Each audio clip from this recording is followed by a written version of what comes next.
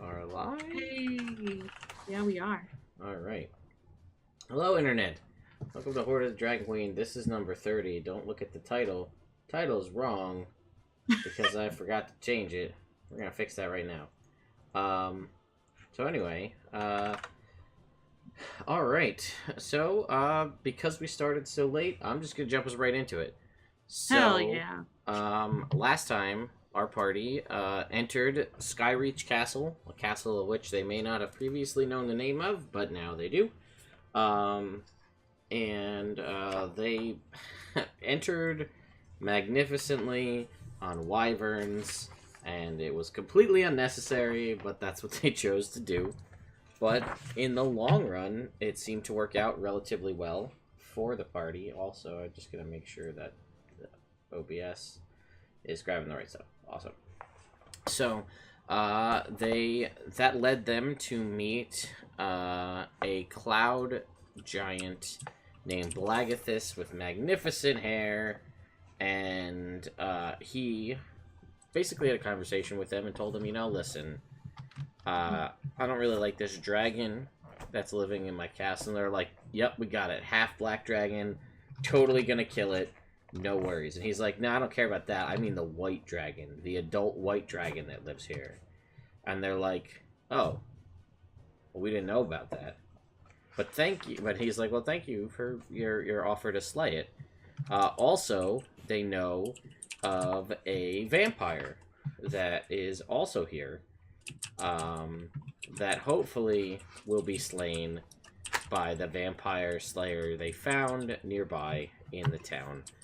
Only there because of Laura's one random suggestion that it was a vampire slayer. So, for those of you in the chat who may be crying, man, that's so OP, why did you add all of that stuff? I didn't add anything. This is the book as it is written. Everything that has happened is in the book. The only thing that isn't is the vampire hunter who would make your life a lot easier. The vampire seems just so crazy to just randomly add in there. Oh yeah, don't forget about her vampire spawns that she also has. Because it's not vampire spawns? Yeah, I don't know that part. Yeah, you don't know that part, but now you do. No, Dad. She's not alone, but maybe you won't find out about it because it's daytime right now, so that works to your benefit.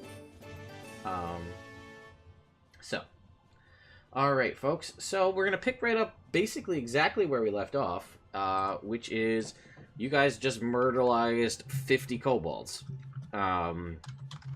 You snuck in through a very clever tactic of open the door, throw a fireball, shut the door. Turns out, when your minimum damage is more than their maximum health, it works out pretty well to make sure that they die. So, that being said, we are in the lower courtyard. There may be a little immersion broke on the map for those of you there, just because of the issues with muting whole sites versus muting tabs. So, as you can see here, the party is here. They've cleared out most of it. And you saw two stone giants, which you ignored. Because We didn't ignore them, we just told them to stay where they were. That's true. Don't come deal with all this nonsense that we're dealing with. So go about your lovely business. Everything will be fine. Yes, We're all fine here. Thank you. How are you? Yes, exactly. So I believe you guys had not. Basically, this one little section in the northeast is the only kind of area of this whole courtyard that you had not explored. Isn't that where the bad people are? That is an accurate depiction of what is there. There are the bad people. So, which door would you like to enter? You have the double doors to the kind of east, and the singular door to the north-ish. Do we have a plan? Blow stuff up. You know that Rezmir is somewhere nearby. and you know that she has a nasty blade. You also know that she has wizards in her employ, both of which you have not seen. Her or the wizards. Hmm. Who wants to breathe dragon fire?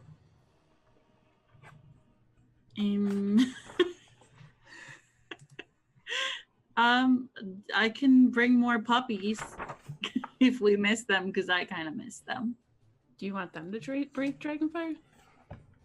I mean, it'd be pretty cool. We did it last time. It was pretty nice. Because I can't explode more things. Okay. Well, I mean, yeah, if we need some AoE, let's get some fire-breathing puppers in there. Okay. I feel like that's a plan. Okay. So which door would you like to enter? But after I make the puppers able to breathe fire, we only have a minute from when I do that. So we can't hesitate after. Have I ever hesitated? Be it with pie or battle, I'm in it to win it. Okay, so which door do we want to go for?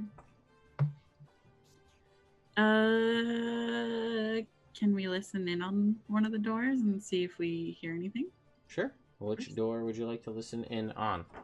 The closest one. Okay. Go ahead, and whoever's listening in on the door, go ahead and make me a perception check, and we'll see. What Guidance. okay, 20. These are pretty good already off the bat. All right, so this door, this kind of singular door that you're looking at here, you don't actually hear anything coming from it at all. Okay. What if I go over to the other door? Might be another perception check. Jesus. Holy crap. Alright, So perceptive. you can tell That wisdom, y'all. over here. Nope, actually, you don't hear anything here either. That wasn't helpful at all. Sorry. So, Okay.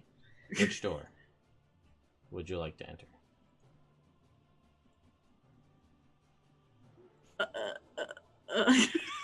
Oh no, doors we- hold us up again. Do we remember which door the giant told us? Because he did say like off to the left, but was he was more specific, wasn't he? Or off to the right or something? I think so, and I did have Roswin draw a map of everything he was telling her. Okay. Yeah, basically, you know that it's somewhere when you got down the stairs to the right. And this set of doors leads to this whole right-ish area. Let's do the double doors. It feels more grand and more of us can get through. Okay. So, do you want me to do the puppers before we open the doors and just send them in flames ablazing? Or do we want to be more sneaky? I feel like we should just go for it. Blaze it up. Okie dokie. Alright, would you like to do that then? Yeah. Yep. So that's a casting of a conjure animals and a casting of dragon breath. Yep. Already marked. Alright, you go through the door. Damn it, get out of here. And this catches up. Maybe not. What the hell? Come on. I'm on the wrong tab. I am on the wrong tab, that's why. Fixing it. Maybe. There we go. You are greeted by 2 more doors. All right. Why so many doors? Unless you count that other third door.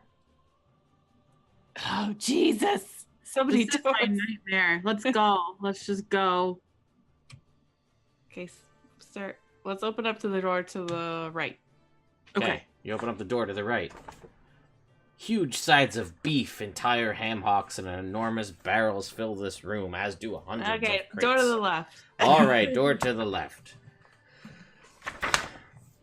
A large rug covers the icy floor just inside this door.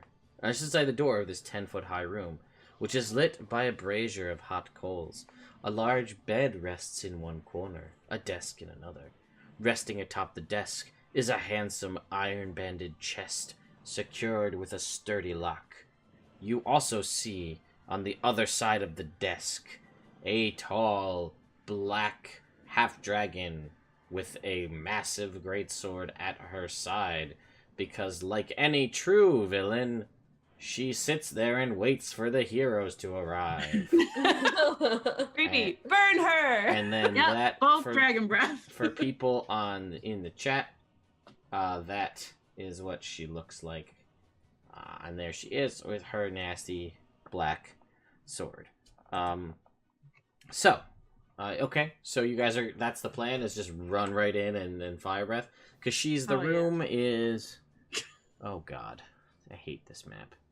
The room is pretty wide, so the pups would have to move at least 10 feet into the room to be able to hit her with the fire breath. That's fine. Okay. So Lux would actually use her war paint. Okay, and that is... Alright, so we'll have the dogs run in, the war paint go off, and then we'll roll for initiative. So why don't we go ahead and roll now, and we'll just get that stuff set up, and then... Oh, crap, I forgot to select my thing. We'll have I got a those 19. go off. Okay. Pen. Rock a pen here. Here we go. That makes it festive. Okay. So, Lex has a 17. Rousbin has a 19. That didn't take. Dell has a 13. Mir has a 17. Rezmir has a oof. She has 19 plus 3 is a 22.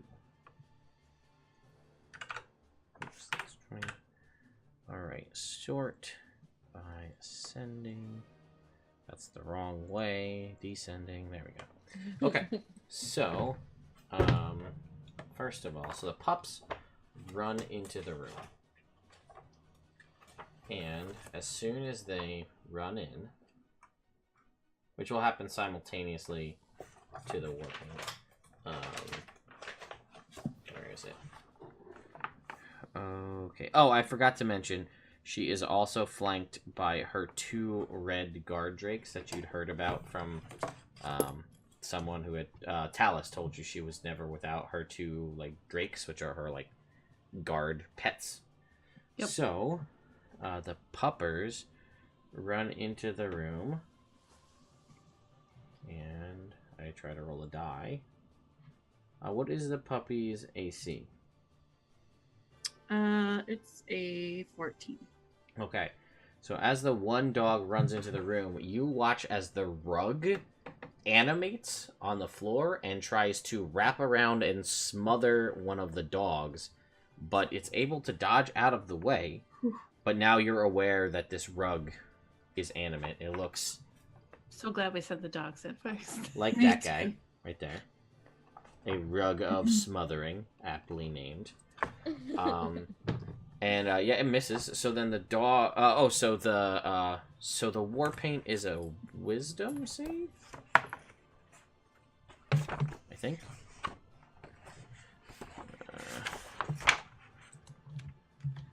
Okay. So she's got to actually. You activate your war paint, and she smiles her gross smile with her nasty... Her teeth are kind of jagged, too. You think she would have gotten that fixed. But turns out she is immune to the frightened condition, so she does not seem to be affected by the war paint activation, and I need the pups to both roll me their damage. which I don't know what that is. Laura, what is it again? 2d6? Hold on. I think it's 3d6 a piece. And each creature in the area must make a dex saving throw. Dex saving throw. So 2 dex saves. 1, 2. And the DC for the dex save is your spell save DC. Aren't there 3 creatures or? Well, she has to make 2 saves. Oh, the fire ones are It's immune a 15-foot cone. Right, the dogs are immune to fire. Oh. Balls. The dragon, Should have chose something else. the rug isn't though, and she isn't either. So what was the DC? Hold on. It is 16. Okay, yeah. So that was 20 points of damage. Did I see that right? Yep. Yes. All right. So she takes the full brunt of this, as does the rug. It's hard to tell how healthy a rug is, but it's pretty singed. Yes. So then it's gonna go to initiative, and it is her turn. And we'll have the drakes just go on her turn too. So she's going to step out from behind the desk and look at you all. You notice as she does not wear any armor, first of all. She has a necklace around her neck, which is like a big claw. And again, she has this nasty black sword. And she looks at all of you, and she says, what does she sound like? I didn't think about this. I didn't have time to think about this. You fools. No, I know. I'll do my condescending lady voice. Oh no, I hate that voice. I know you do. And she's like, so, you must be the Belladonnas, the ones who are the thorn in the side of the cult of the dragon. Is that correct? And she looks at all of you as she points with her great sword. Yep, that's us. And she's like, wow, that was a lot blunter than I thought. All right, well, that's... enough talk.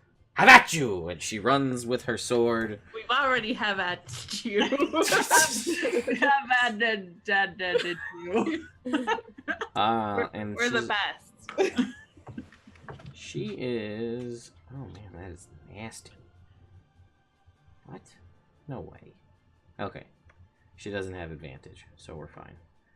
And then she's just going to unleash her acid breath as she breathes up. And she has this sword, and she doesn't swing it, but she just breathes her acid breath. And that is a 30-foot cone, so she's gonna get all you. All y'all. All y'all. I need you all, y'all. Oh my god, I can't even speak. Make a dexterity saving throw, please. Also for the puppers. Can I, as my reaction, cast Absorb Elements? You absolutely can. On yourself only. As a reaction, I'm going to rage. Okay. Reaction rage. You said dex? Yes. And this, you do have advantage as you can see this coming.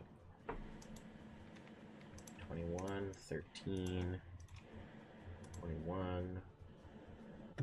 I'm just making sure I don't have anything that helps against this. I have a lot of things here. I don't think so. It's not a spell or a magical effect, I'm assuming. No, it is draconic breath weapon, sadly. Oh. Okay. Okay, I'm going to Do that thing. do the favored by the gods and see if I can bump that up a Alright, bit. and Katie, I need 2 for the wolves. Oh, shite. Okay. Okay, so that's 15 overall. Okay. So, Hopefully that helps. all right. So, based on those rolls, Nice. let's see. Holy shit, they're dead. Okay, so the wolves did not do so hot. But also the rug. I didn't even think about it. The rug has to make the save as well. Which was... The rug makes the save. One hell of a dexterous rug she's got there. No. So when I look at it, Lux passes, Roswin passes, Odella passes with her favored by the gods, the puppers both fail, somehow the rogue, who's the most dexterous of them all, fails. However, you are level 7, so you do have access to evasion, so you're still only going to take half damage. Okay. But the puppers and the rug, the puppers fail and the rug passes, so you are all going to take... So, puppers each take 26 points of acid damage. And then everybody else takes half, so 13 points of acid damage, which is exactly what the rug's hit points were. So the rug is dead. Do I take half of that? Good job. Yes, you do. Me too. Yes, and you have... Your stick is all glowy with acid, and you're like, I could hit and do extra acid damage, but I probably shouldn't hit her. She can Because breathe that acid. would be dumb. But she is going to sick forth her 2 puppers that she has, but they're more like dragon puppers. Whoa, hello, what do we get? A subscription, Matthew D44444. Thank you for the subscription. 4. Yes, that is the numerical version of an air horn, I guess. So the pups are gonna move up. In who would have been, like, I guess, because the room, I guess who would have been in the front of this room as these 2 little dragon drakes try to get an attack on you guys? Not me. Certainly not me. I mean, I would imagine the puppies, and then I would have been behind them. Okay. Yeah. Oh, well, the Puppers puppies are are still there. They didn't die. Yeah. Yeah, they're still there. Alright, so it's pupper on pupper action. As dragon The other puppers... puppers are going to win. The dragon puppers attack with advantage as they have pack tactics. So Nice. first pupper on pupper number 1 has a 17. That will hit my Yeah. pupper. It's only gonna deal 2 points of damage.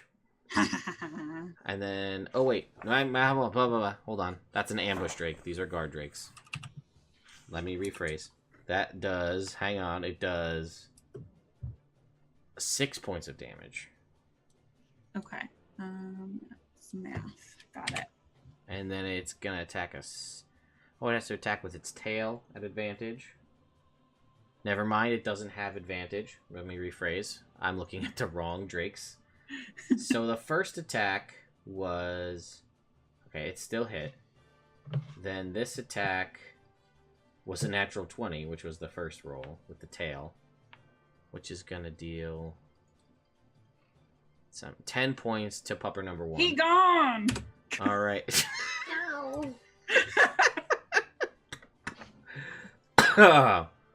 Better him than me. Alright, so then pupper number 2 gets 1 attack for 11, which is a miss. Right? Mm-hmm. And the second one for 21 for 5 points. Okay. We still got 1 pupper, guys. Just barely. And that is the end of her turn. So then it's going to go to Rosewin. Thank you for pronouncing it right. You know, so many people don't. Yeah. Okay. I'm going to...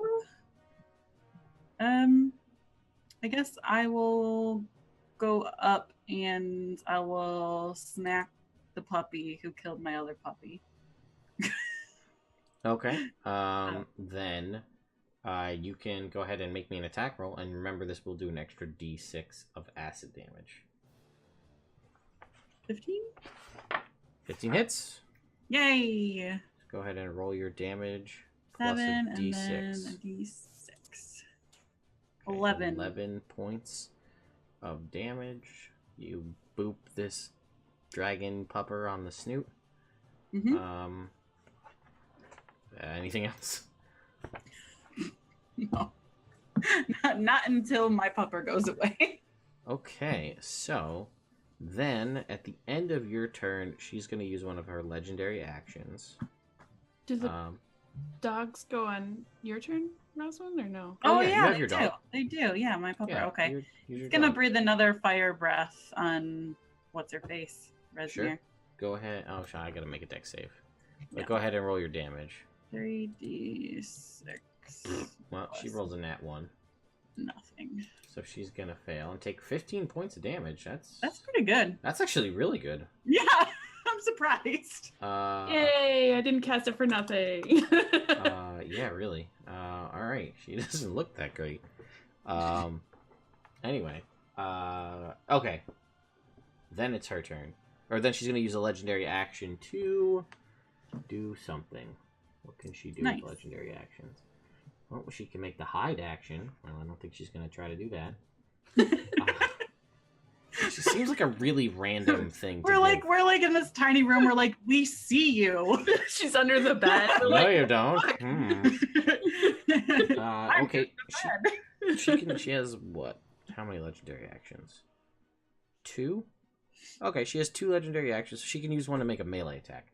So she's gonna melee attack your pupper, let's say. Fair enough. Okay. I have this weird feeling that my pupper's dead. So that's a 27 to hit. Gotcha. And that's gonna deal some damage. Let's roll that damage. 17 points. Yeah, he did. Bye. Cleaves through the pupper. It disappears. No! And she just smiles. Her dragon smile. Anything else, Rosalind? No, man, that's my jam. Alrighty. Mir.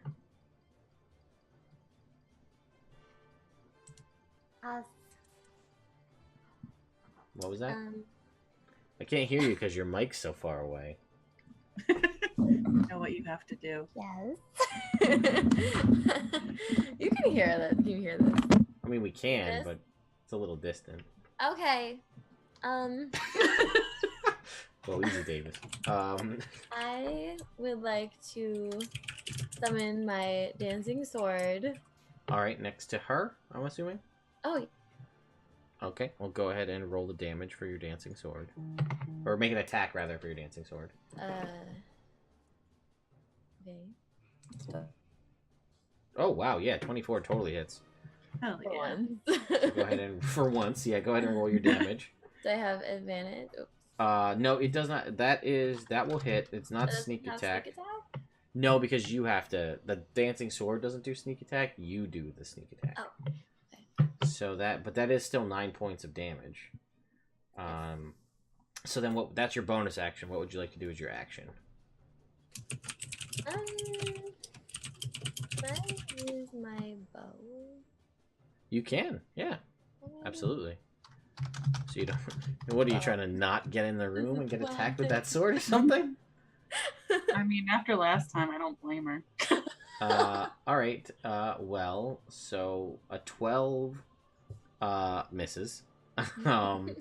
But your bow lets you fire 2 shots if you're firing at the same creature, so you can fire a second shot.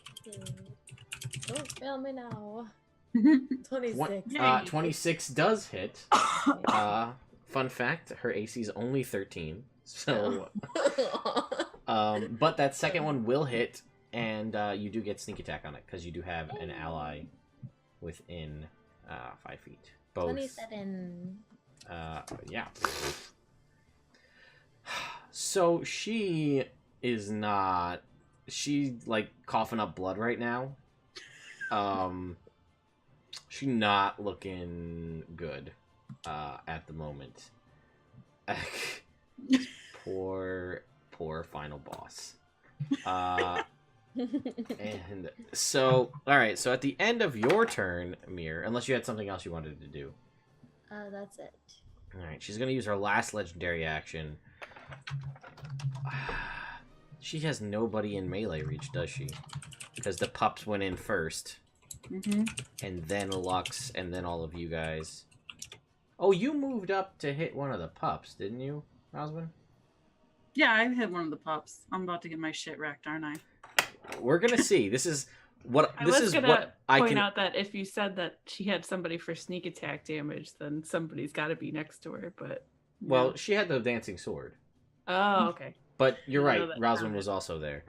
Well, this is what I highly imagine is going to be Rezmir's last move ever. So. Okay. Well, I'm going to impose disadvantage on her anyway.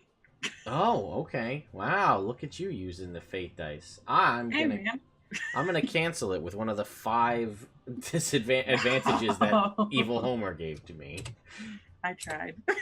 So we'll just do a straight roll, which is a 13 plus 9. 22. Yeah. Let's see what it would have been if I'd had disadvantage. An 18 would have still hit, right? No. No? Oh shit, you have a 19 AC, don't you? Yeah.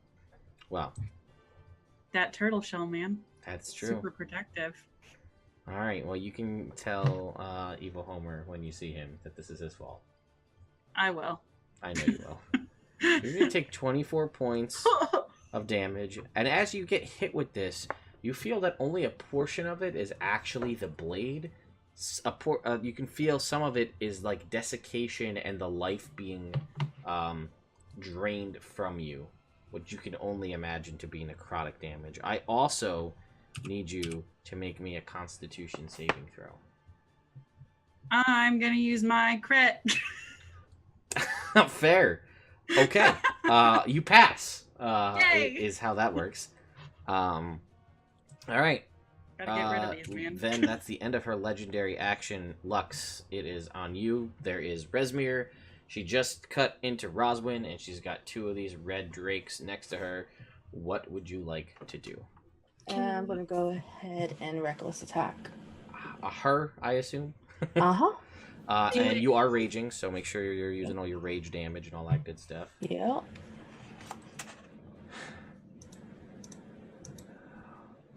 Of course. Yay! Oh no. Okay. So now I don't want to say that this is anticlimactic. However, Lux, how would you like to do this? After seeing her hit, Lux's friend, she will lash out at her and basically just take her head off. Yeah, you cut, and your sword hits into her neck, and her head is like cut in like a slow-mo, but as it leaves her body, something strange, the likes of which none of you have ever seen before. Her body, as soon as her head is removed from her shoulders, immediately immolates and disintegrates into ash. And as she turns to ash, the necklace that she was wearing around her neck drops into the pile of ashes, and the sword clatters to the ground. Lux, what did you do? You also hear and see the chained up chest on her desk. There is a flash of blue energy you see throughout the lock hole, like through the keyhole, and it's like and gone. However, there are still 2 dragon drakes in the room, and Lux, you still have another attack. I'm gonna go ahead and use my crit and take one out. Yeah, go ahead and roll the damage just to see, but I don't really think it's gonna matter.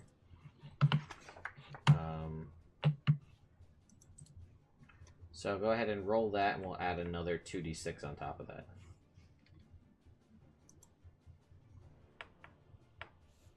Just to see. That will... yeah. So Lux just cuts this chick's head off, which immediately... You're not sure if this is just a power of Lux or what, but she just immolates into ash. And then, I guess, just brings the sword down into one of these drakes. And it is the one that's already been hit with the fire breath, or the, that you booped before, rather, Roswin. And it just, and that one just, it doesn't whimper because it's a snake. It doesn't make, like, dog noises, like a dragon-y thing, so it's dead. That's the power of Lux. And then that was your action. Do you have anything you want to do as a bonus action? don't think I have anything for a bonus action. Yeah, you're already raging, so you're good there. I don't think so, but I figured I'd ask. Yeah, no, that's it. Alright, so then it's going to go to Odella. You've watched what was seemingly pretty dire at the beginning sort of turn around pretty quick. Yeah, I'm feeling good.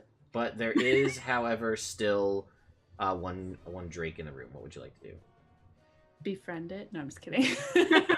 I cast Speak with Animals. I just want to That's a good idea for my next move. We haven't hit it yet, right? No, you haven't. That's technically. No, it's okay. It seems evil.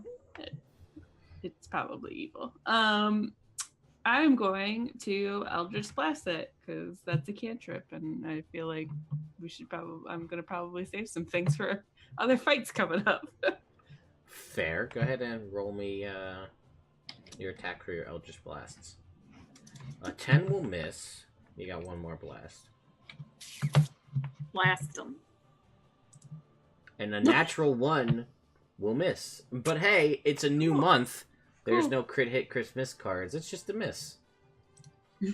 Well, Still, you know, silver lining. I'm just like overwhelmed with what I just saw. I'm like, are we all gonna? I don't understand. Okay. All right, then it's Rezmir's turn, and she's dead. And then it's the dragon dog's turn, and it's gonna try to attack. Okay, it's gonna roll a 21 to hit you, Lux. Is that it? Yep, that hits. All right, so it's gonna deal a whopping 1 point of damage to you. Because you're raging, so it can't be any less than that. And then it's gonna try and attack Roswin with its tail, and roll an 11.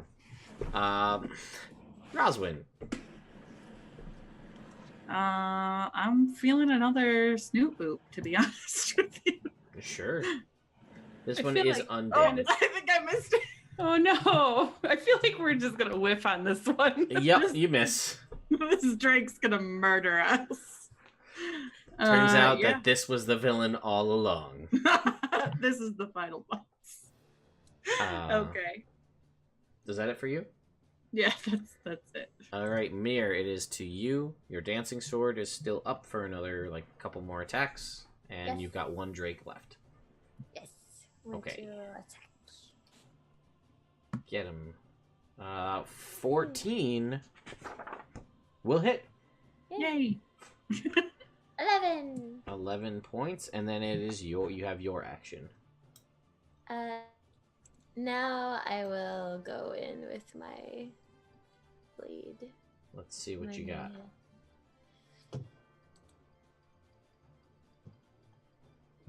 Maybe.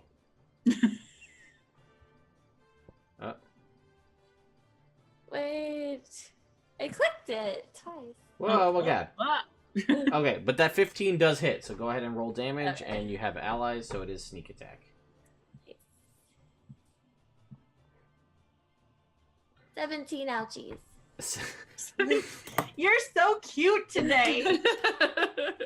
You guys are like, I don't know what's got. Maybe the beating she took last time knocked her stoicness away, and now she's just cute. Or maybe cats have mood swings. You're not really sure.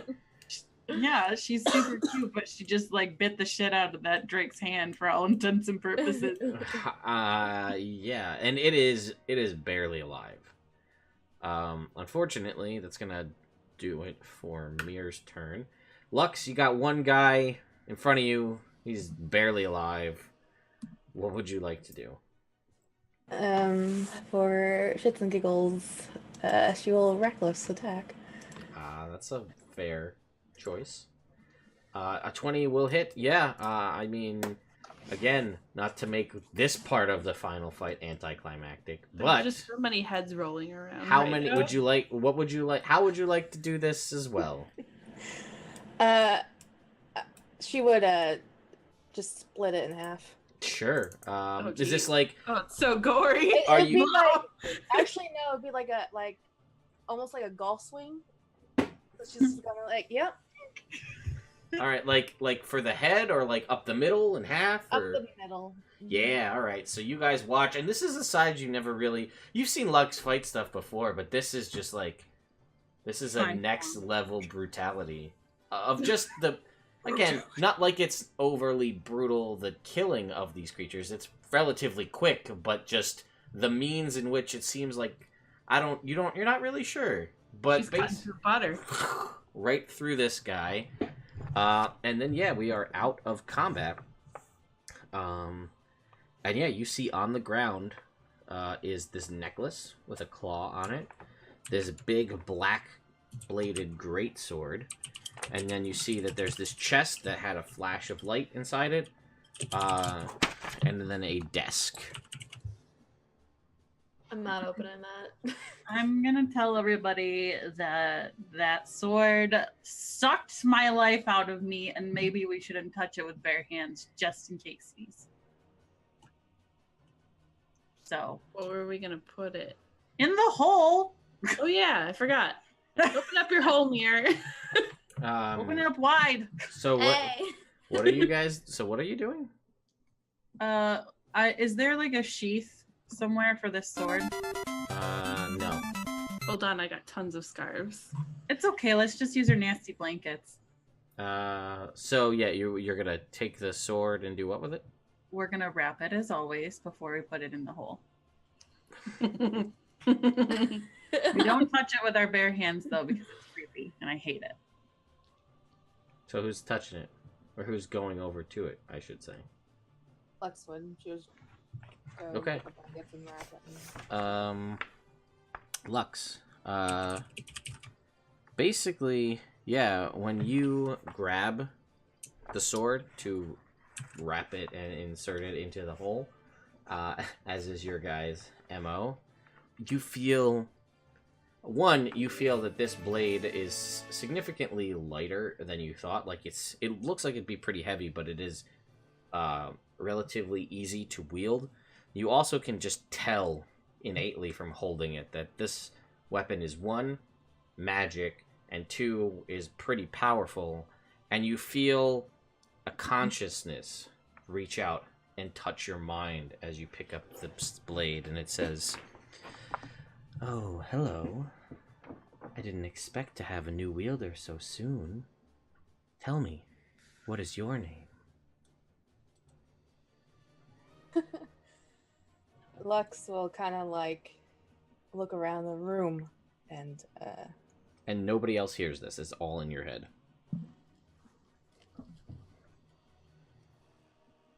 she just kind of she won't say anything. Okay. Do you want to put it in the hole, or do you want to hang on to it? She's gonna put it in the hole. Mir opens her hole nice and wide. You're so accommodating, Mir. I'm gonna heal myself, by the way. That's fair. Yes, as you insert the blade into the hole, Lux, you hear it say, "Perhaps we'll have a conversation again soon." And you let it go, and it goes into the hole. And I tell everybody, do not even touch it. Don't even take it out of the hole. Leave it in the hole. Yeah, you do see the necklace as well. I don't have a picture of it, but it's a jewels in this insignia. It's the cult of the dragon, like clawed insignia, set on like a leather loop. I'll cast Mage Hand and pick it up and put it in the hole. Okay, you do so. Ooh, good call with that mage hand, girl. And then I'm going to see if I can use the Mage Hand to open up the chest. Okay, yeah, go ahead. You do, and as you do, you feel it like click. Chest is locked. Oh, dang it. Mir, I give you a hang potion on. of healing, by the way. And there's a desk. I guess. Let's see. What is it? 2d4 plus 4 for a potion of healing? I got a healing potion there, 2d4 girl. plus 2. There you go. Thank you. 9 points. Drink up, Buttercup. Also, I guess, because it's kind of even in the picture. You also find a key in amongst her ashes, I guess, because it says that she carries the key. Oh, can I pick up the key with the mage hand and then go to try to unlock the chest? Sure. The key weighs less than 5 pounds. Yeah. So. I just don't want to do things myself. Yeah, go ahead. You things. you magic the key over to the lock, and it unlocks. Do you open the chest? Yep, with the mage hand. Chest is open. Does it explode or anything? Yeah, no, it doesn't. Okay.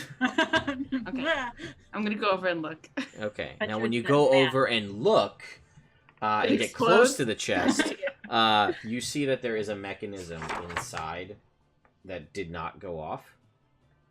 You see that there is essentially a needle inside, like a needle trap inside the lid, that if you were to potentially open it, it would inject you with whatever this poison is. Gross. Inside the chest, however, you find, let's see, a set of matched peridot stones on a gold chain, which you estimate to be worth 400 gold pieces. A silver torque with a dragon's head, you estimate to be worth 200 gold pieces. 6 moonstones worth 50 gold each. Wait, hold on 1 second. Yep. Okay, Can't good. type that fast. Okay. Did you get all that? So I got the parados on a gold chain worth 400 gold pieces, the silver torque with the dragon head worth 200 gold pieces, and then 4 moonstones? 6 moonstones worth 50 gold each. Woo! A set of 20 loose pearls worth a total of 3,000 gold pieces. Ooh, do I use pearls for anything? 3,000 gold. Identify, if you have identify. Nope. There's also 600 silver pieces. 200 gold pieces. And 50 platinum pieces.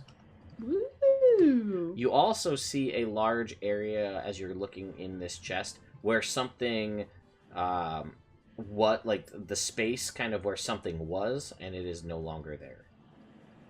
Like, how big of a space? Like about this big-ish. Oh, wait, I'm not looking at the video. Okay, that big. So, like, this big by, like, this big. But it was that mask. You would say it's about mask size. She wasn't wearing a mask, though, was she? No, but they said that she had 2 special items, a sword and a mask. Yeah. Correct. So where's the mask? I look under the bed. You don't find the mask. Just dust bunnies. Correct. They attack. No! Is there anything else in the room? You can search through her desk,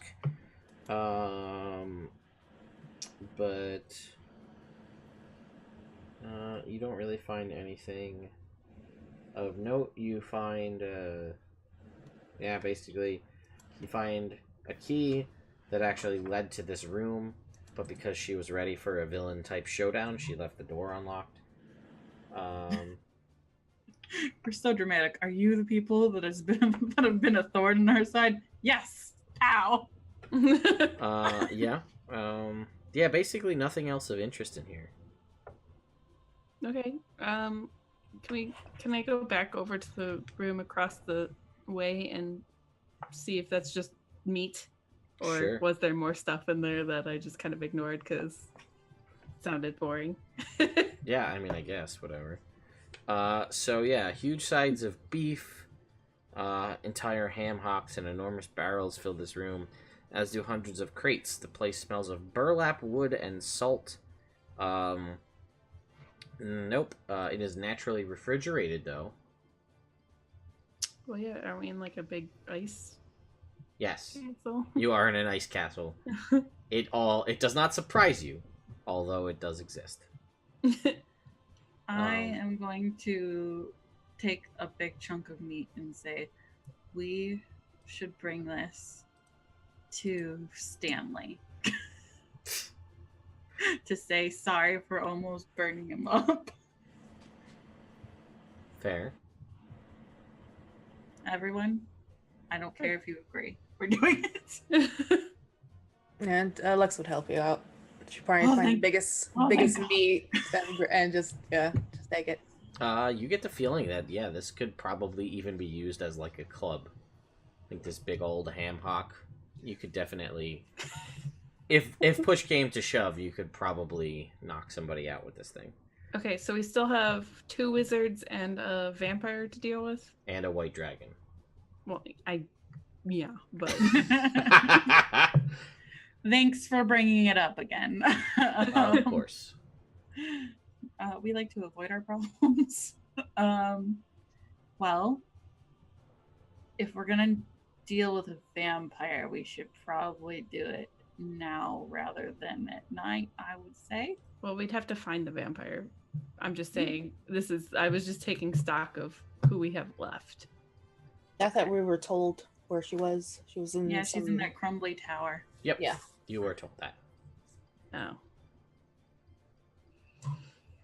Do we think we need to take care of the vampire?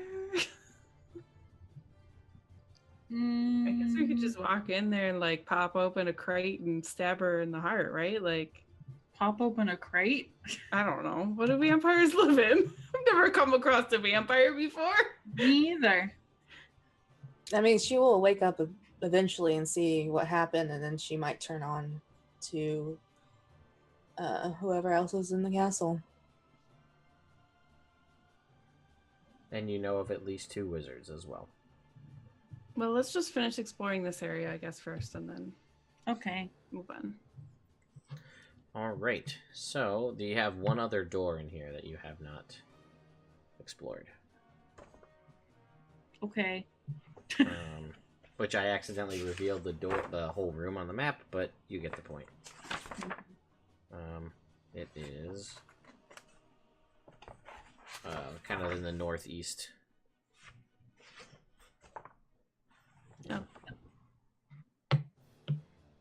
Somebody should go intimidate them and say we killed Rezmir and they should just give up.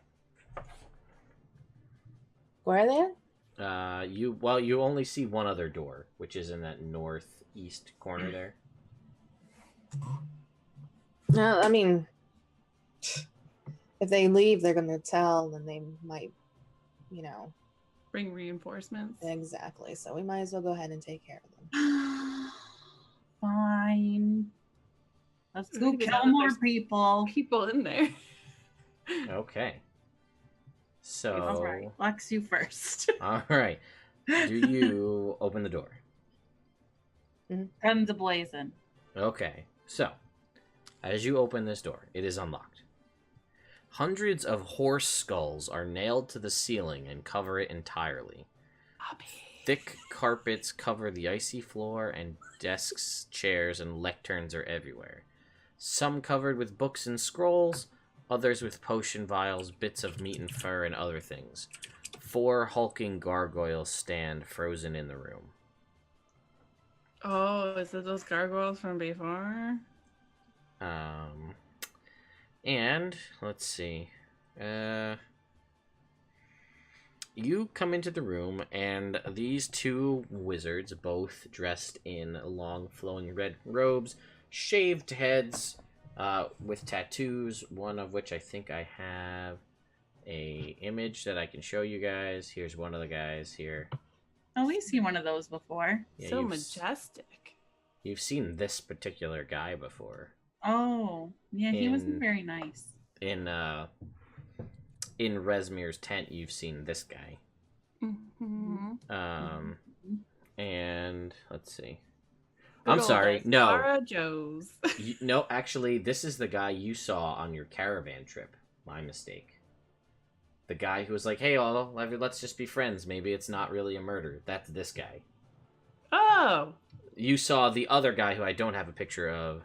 He is the guy you saw. They look very similar. He's the guy you saw in Rezmir's tent at the very beginning. Or Roswin and Lux saw in Rezmir's tent. Yeah, I wasn't there. They are in.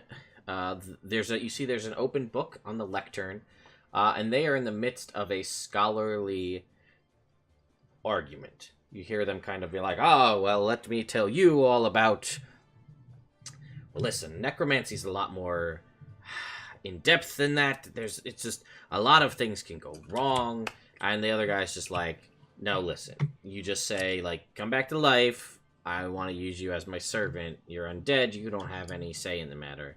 And he's like, "I'm telling you, there's more to it." And that is what you guys hear as you kind of walk into the room. How far away are they? We'll say like 30, 35 feet from you. Like they're, again, that's why I don't like this map, because the map is like, hey, look at this blank, empty room that's actually full of a lot of things. Like I said, there's potion bottles, there's bits and bobs and scrolls and lecterns and bookshelves and desks and things. But yeah, they're about like 30 to 35 feet away, kind of just facing each other, you know, having this debate. Were you guys going... It didn't sound like you were going in stealthy, or were you? I think we just ran in. To be Okay. honest. That's We've fine. forgotten stealth at this point. And yeah, you saw the 4 We're feeling cocky. frozen In fact, gargoyles. the glitter was thrown out upon our rifle. Oh. Okay. Anyway, so you come busting into the room, which is fine. And they obviously stop their argument and turn to look at you guys as you bust into the room. And then in front of you, between kind of like scattered about in like herky-jerky between you and them, is these 4 gargoyles. So Lux, you bust into the room. What's your move? And okay, so the gargoyles is in between us and them, right? Correct. They're So not like directly, like you could probably move in between them if you wanted. That's up to you. Well, I have 40 feet of movement. Yeah, so you could move around if you wanted. Yeah. Then I would go and I would go and hit one of them. Oh, I forgot, I do have a picture. This is the other guy, the guy that was in the tent. He looks like this. He's a little bit different. All right, did you have a thought on which one you'd like to hit, Lux? The one that was in the tent. Okay, so you run up to this dude. Give him a good old stab. Yeah, so go ahead and make me, you know what, let's roll for initiative. We'll call it a surprise round, though. So go ahead and everybody roll for initiative. So I would have been raged. Yep, that's fine.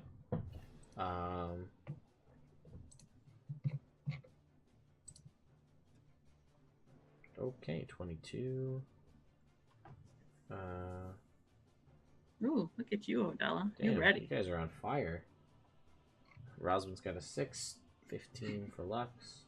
But I didn't want to be on fire. And Lux, don't forget you have advantage on initiative. I forgot last I kind time. of like going last. All right, 15 it is. All right, and then the bad guys. We've got 14, which becomes a 17.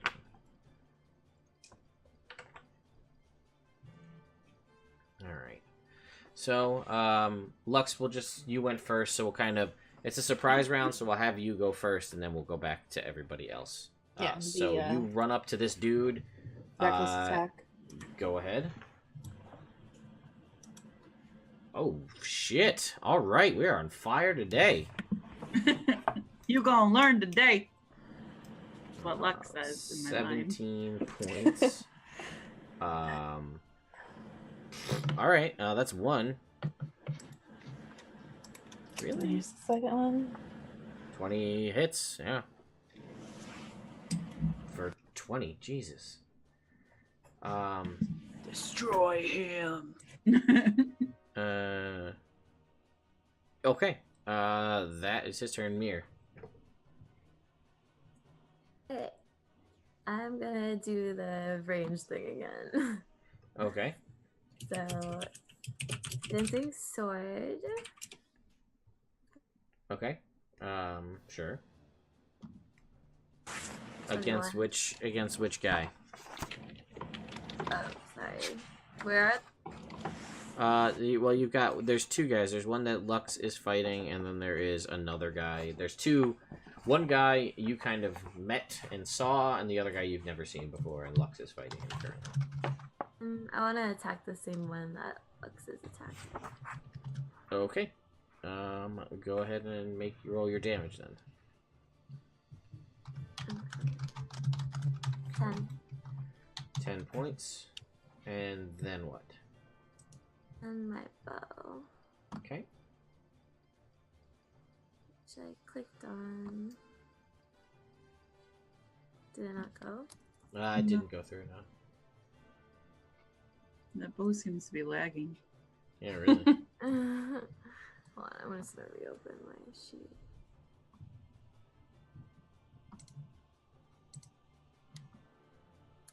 Okay. Sorry. That's okay. I have to, put an arrow in my bow, and it takes a second.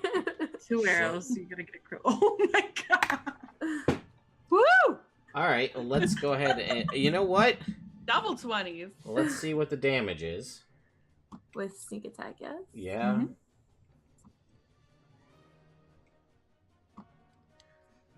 39. 39. 39 points, you say. Thirty- Well, this guy, he's not really having this, so he sees this, and he sees you shoot this at him. And let me just check one thing real quick before I go ahead and say he does the thing.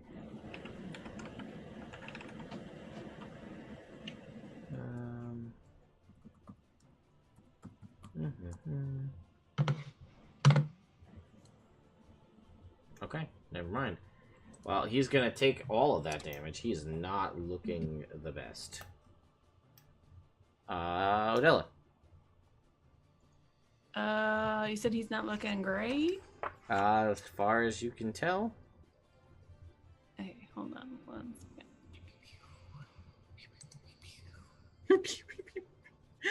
I'm gonna use my wand of magic missiles.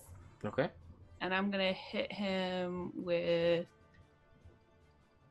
Let's do 3 charges, just to be sure. Okay. So that is 3... So 3, 4, 5. 5, yeah. Hey, show it to me.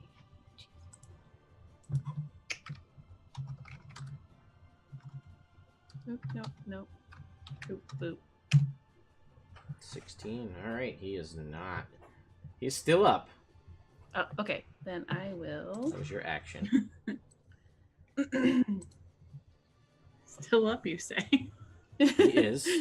Then I will... See, how far away from is he? Well, remember, each of these is 10s. But that's whatever. I don't know. Well, I said he was 35 feet away, so you're fine. Okay. Then I will do bonus action Eldritch Blast. Okay, let's see. I just want to take him out. Well, you might not, so you never know. Gosh, I hope. I hope. Nope. You bounce off of an illusory armor that seems to surround his body. Okay, let's try again. That one will hit, though. Alright. You hit him with an Eldritch Blast.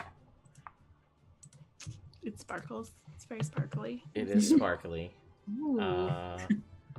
Oops. Rosman. Sorry, I got all this stuff on the screen here.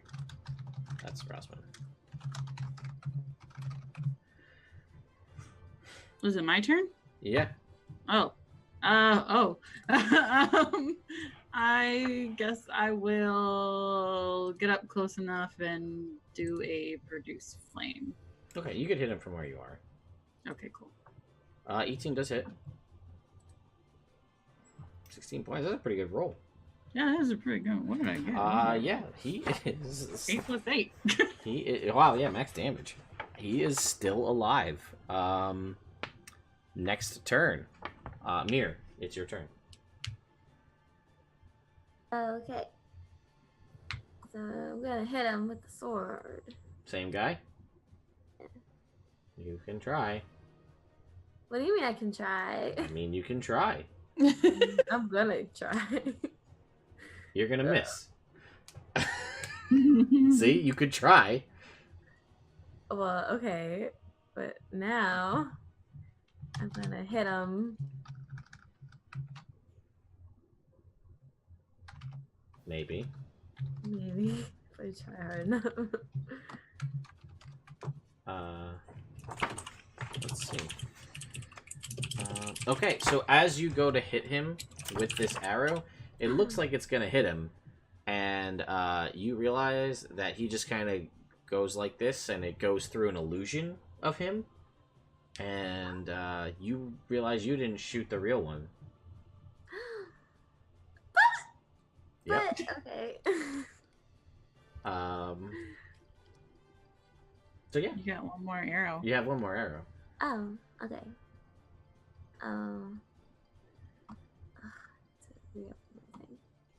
Alright, well, let me put it back in. Oh. Hold on, let me draw the arrow again. Alright. Better hit. Okay, that one does hit. Okay. Go ahead and roll with the sneak attack.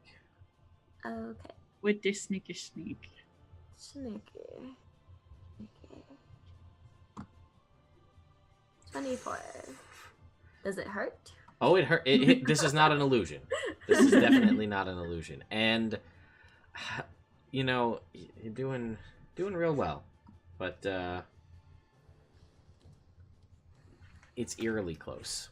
Like, very close. He does not look good. There's blood, like, coming. He's like, got that whole, like, you know how, like, in all the movies, like, the teeth turn red? Right, with all the blood. He's got that. He's breathing heavy. He's resting heavily on this iron, this black iron staff that he has. And he's breathing heavy.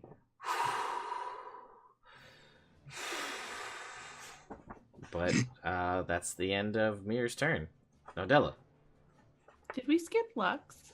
Lux went first because it was a surprise, but she's actually 15 in the initiative order.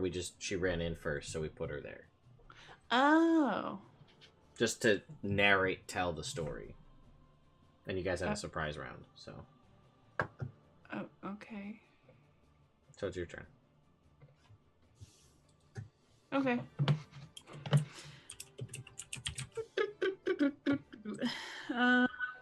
What do I want to do? I don't know. I will. Is the other dude's still around, right? Yeah, he's at a 100% health. He's just been watching the whole time. He's like, wow, they really hate that one guy. Good thing they like me. I guess I'll Scorching Ray him. That guy?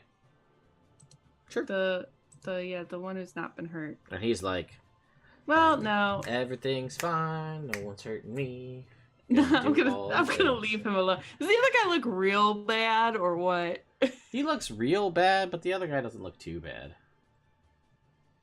So I can hear music, Katie, to your point. Gosh. I am going to, you know what? Again.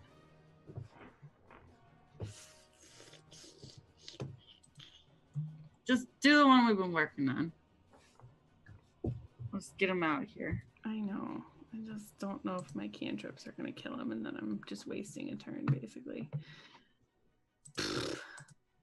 Hold on. Let me look at other things. Okay, you know what? I'm just going to Eldritch Blast him. The one guy? Yeah, the bad-looking guy. Sure. Go ahead. As you do, the unhurt guy counterspells it. How rude! Mm-hmm. Counterspell. How rude! I assume that takes care of both of my things. Yeah, it's the whole spell, so. Yeah. Okay, well, at least he use that spell up. Anything else? I don't think I have any bonus actions that I can do. Okay. So I'll just kind of chill out. All right. Well, the other guy, now that it's their turn, he's like, "Oh God, my life is fleeting. Do I have things that will let me survive? Maybe. What does the book say?"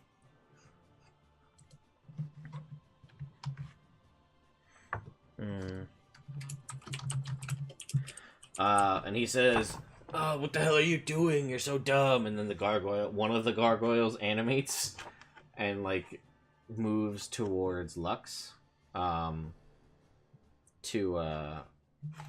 try and put some interference. So I gotta look up what a gargoyle can do. Not a lot, unfortunately. So Lux, this is gargoyle's gonna shamble over to you. Or I guess actually they have a 30-foot movement speed. He just casually walks, I guess. And then he's gonna try and bite you, as only a gargoyle can, and he's gonna miss real bad. And then he's gonna try to claw you, and he's gonna miss real bad. So he just kind of like stands there. He's like, "Oh my God, you're good for nothing. I hate my life." I know Steve. That's for sure. Yeah, he is no Steve. Alright, so that's the gargoyle's turn. So then he's going to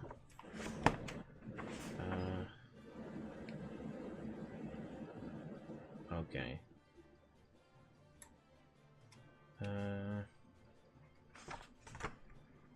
Did he do that? Did he do that? Well, no, it says things that he can do, and I'm like, I didn't realize. Oh. What? No. It doesn't even. Okay. I guess. Do a thing! He turns invisible. What? And then you don't know where he is. The wizard does or the gargoyle does? I'm assuming the wizard guy. The barely alive wizard turns invisible. What? And then his buddy is like, "I'll protect you, Wrath." And he moves up to Lux and he says, "Fireball." That's what we did. And he drops a fireball on himself. But that's only gonna hit Lux, I guess, right? Because you're the only one that's there. Well, maybe he'll center it a little more so it hits everybody. He's not a dummy. He's a high-level wizard. If it's gonna hit everybody, I counterspell it. Okay, let's see. If it's just gonna hit Lux, she's a big girl and I think she can take it. Alright, that's fair. Sorry, Lux. But yeah, no, okay, you counterspell his fireball. And he's just like, do you have any 3rd level spells left? Not anymore. Alright, that answers that. And he's just like, "Well, shit!" And now it's Sucks, Lux's. doesn't it? It's really rude. I mean, And he's like, "Yeah, well, if my leader wasn't dying and was here, he would have counterspelled your counterspell, and then you would have felt like a dummy." Well, I mean... Yeah, that's right. I said it. Lux, it's your it's turn. rude. He's quite catty all of a sudden. Like, This is awkward. like a slap fight in the middle of the room. Yeah, so Lux, one guy is invisible, so you don't know where he is. And this other guy is catty, but nearby, and then there's a gargoyle. What would you like to do? Does mine, what's it called? Was it Blind Sense? Does it let you see? It would. You know that you were aware of where he was for a bit, and then he exited outside of your range. Oh, so he moves more than 30 feet? Yes. Okay. So you don't know where he is, but he's outside of your blind sight. Well, then I will... How close is the guy to me? Oh, he's like 15, 20 feet away. Okay, and I still have the gargoyle behind me? Yeah, but as you know, it didn't seem to be very good at doing anything. Okay, I'm just going to move away from the gargoyle. And it's like, I'm gonna opportunity attack you, but I suck at life. Except for this time, when I deal a big 1 point of damage. Ah! Yeah, And you can almost hear a cosmic facepalm from somewhere in the world of like, what are you even good for? You just pat him on the head and be like, you should just find another job. Anyway, you move up to this guy here, this wizard, and he's like, shit. And he looks up at you. Because actually, he's probably around the same size. A 15 actually misses, as his mage armor prevents that one from hitting. You get one more attack, so go ahead. I'm going to go ahead and make that one a automatic crit. That is reasonable. Mm-hmm. So go ahead and roll your damage, please. Do you want me to just re-roll it? Sure, that's fine. Whichever, it's whatever. You just roll the damage. It's is that 4d6? Oh, 14. All right, plus another 2d6. 721. Yeah. So, how do you want to kill this guy?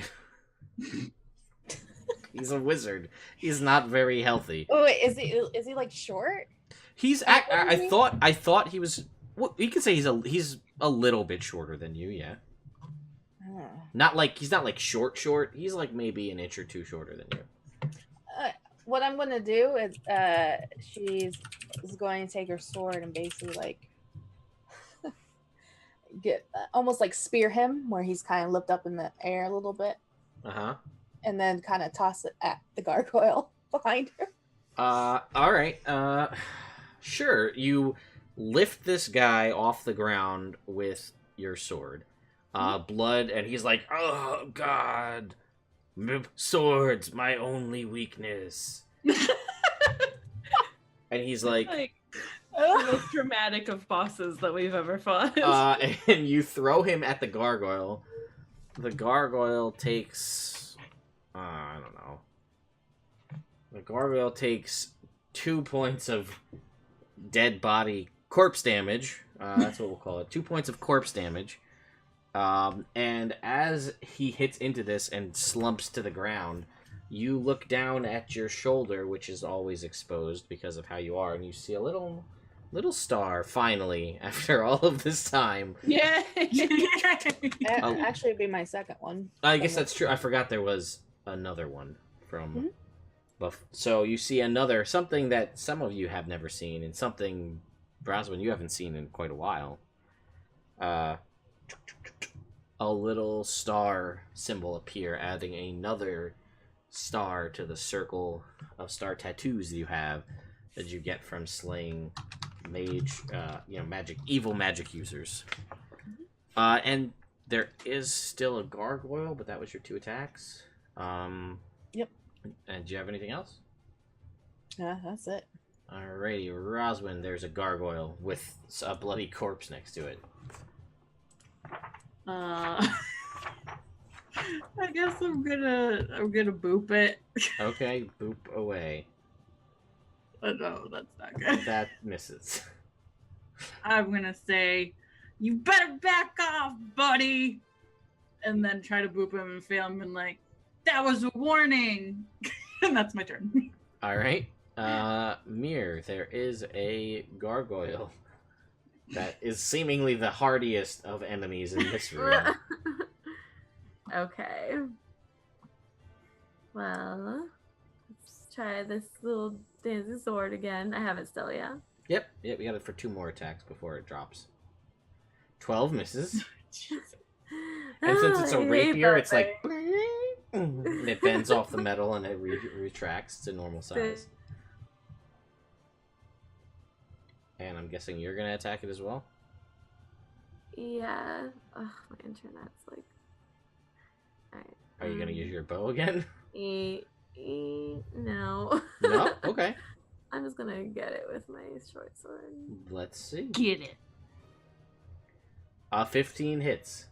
Nice. Okay. And this is sneak attack because of the dancing sword.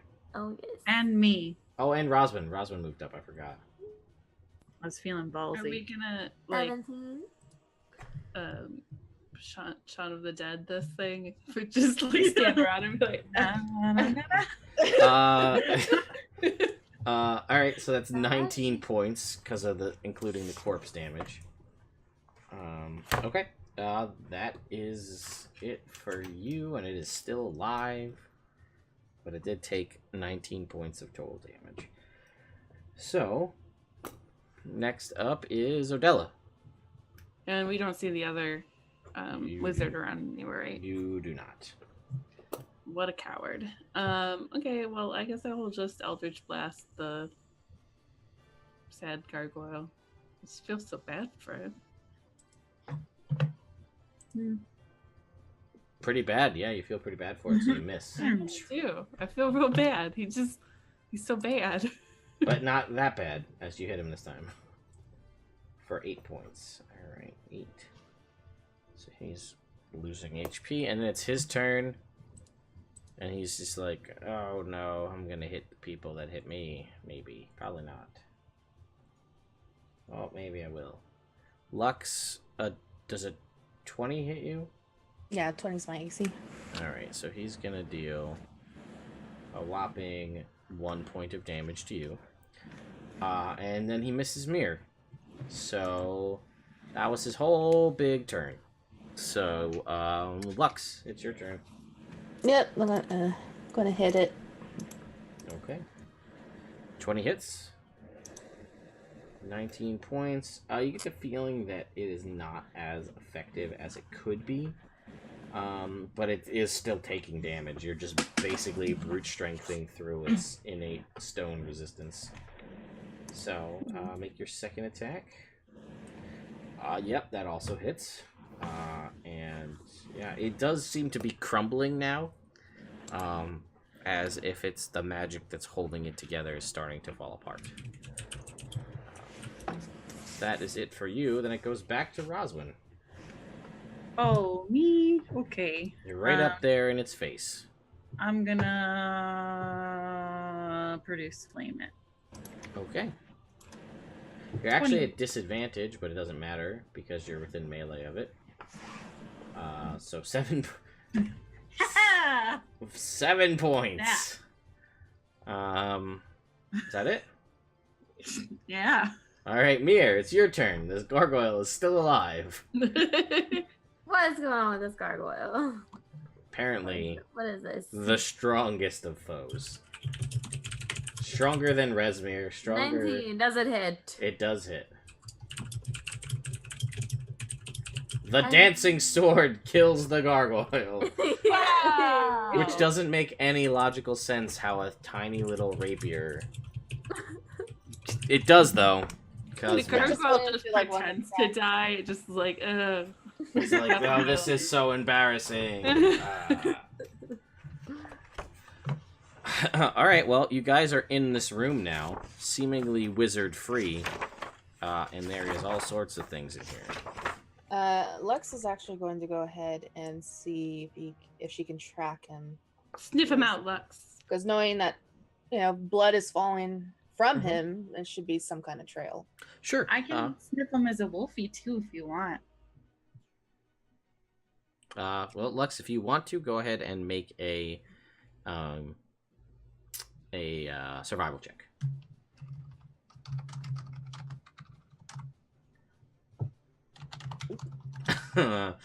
So you're looking around, and you're like, I definitely hurt this guy. I could see the blood. But, yeah. You're like, you look down as you point down at the blood, and you're like, damn, that new tattoo looks sweet. And you're like, man, look at that. Look at that. Kind of make it move a little bit when you flex. So, unfortunately, As you look around, and you do kind of do the loop of the room with your blind sight, and you don't, nothing pings in your blind sight as though he is in this room. Okay. You want me to try? Are you gonna? Yes. Go ahead and try. Okay. Actually, I changed my mind. I'm going to be a bear, and I'm going to sniff him out. And I turn into a bear with a turtle shell and a flower crown. Yes. So that's how I do. Weirdest bear ever. Yep. So again, for those of you who are new or haven't experienced this before, or for the players if you forgot, Roswin's new snapping turtle armor transitions into wild shape form. So whatever the creature looks like, it looks like that creature, but wearing a giant snapping turtle shell. So this is a black bear in a giant snapping turtle shell, and part of the magic of your staff is that has a flower crown halo. Or an actual flower crown on it. So, you can envision that, internet. Okay. So, I'm going to try to sniff him now. Let's see it. Advantage. 16. Yeah, so 16 is actually good enough. So you sniff around, and basically you do pick up this blood trail. And it's actually very minute, because most of the blood that spilled is on the floor where he was standing. So he lost a lot of blood. And you follow the blood trail, and it leads to kind of the back northeast corner where you kind of see there's a window there. And it looks like a sheet of ice. But when your nose boops it, and it's it disappears. But then if you back up and boop it again, the ice reappears. So there's a vanishing wall of ice. Very thin, almost glass-like ice that you would, without getting this close to it, you wouldn't actually realize that it's there. And behind that wall of ice is a window to the outside. And I don't see him anywhere on the other side. No. You do see the window is open to the open air, and the blood leads out the window. I would have followed her.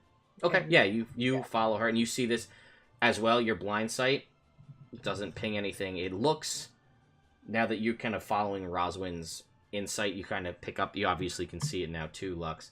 It seems that this guy leapt out the window. Yeah, you also saw her down plant into that glass, into the glass. Once you've done it once, you can realize how you can figure out how it works essentially. Yeah, you guys are 100+ feet up. Yeah, Lux would tell Rezmir, either he just jumped for, to get away from us, or he flew out. Okay. I will drop my wild shape and say, I'm actually a black raspberry altogether. But I thank you for the... Can I look around the scrolls in the library and stuff? On the side note, I will be making a raspberry. Raspberry. Yeah. I wish they rolled off the tongue a little better. I got someone that work better than others. I personally, my favorite is for the crocodile. I have Turcroquin. Turcroquin may be my new favorite. Yeah, you were gonna look around at the scrolls, Odella. Yeah, you see that the guy that Lux threw bodily with her sword, he had 2 scrolls of mage armor on him. Worthless. Wow. I see how it is. You could save those charges in your staff for shield instead. No. Yeah, I know. Anyway. I'm gonna add it to my list of stuff. So let's see, what else do you find in here? She takes out a scroll and just let me mark this off of my list of magic items. Well, you didn't talk to him, so you don't know anything about this. Who talks to people, Ted? Only when it's not important, and it's you guys. Yeah, and we only talk to people when they have beautiful hair, as it turns out. Yeah. And they're 30 times the size of us. And I was I don't want to be squished. You do find several letters as you search through the room and the desk. Ooh. From Wrath Modar, which you don't know who it is, but you heard him, the one guy, say, "I'll protect you, Wrath." So you assume it's the guy who ran away. Are they love letters?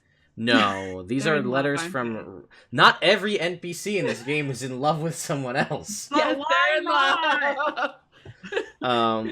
Anyway, so there are several... This is a Belladonnas game. Everybody's in love with somebody. Yes. Anyway, several letters to Wrath Modar from Severin. And it's... yes, Severin Snake. No. Severin, and as you read... Harry Potter. As you read through it, you can discern, and you are also kind of filled in on some of this from Talus, and it all starts to click that Severin is the supreme leader of the Cult of the Dragon. Mm-hmm. And these are exchanges between them. And they basically reveal that there is a deeper connection between the Red Wizards, at least the ones that seem to be friendly to Wrath Modar, and the Cult of the Dragon. So there is a tie between the Red Wizards of Thay and the Cult of the Dragon. You also find other letters from Thay revealing that some of the Red Wizards clearly do not like the idea of joining forces with the Cult of the Dragon. So it's not all Red Wizards, but there's a group. Hashtag not all red wizards. I knew that resting on the lectern is a book titled Beyond the Iron Gates. Does anybody besides Roswin, but also Roswin, speak Infernal? Nope, I was learning Abyssal. Alright, so then Roswin, there's a book that you can read. I don't know that yet. I'm still by a window.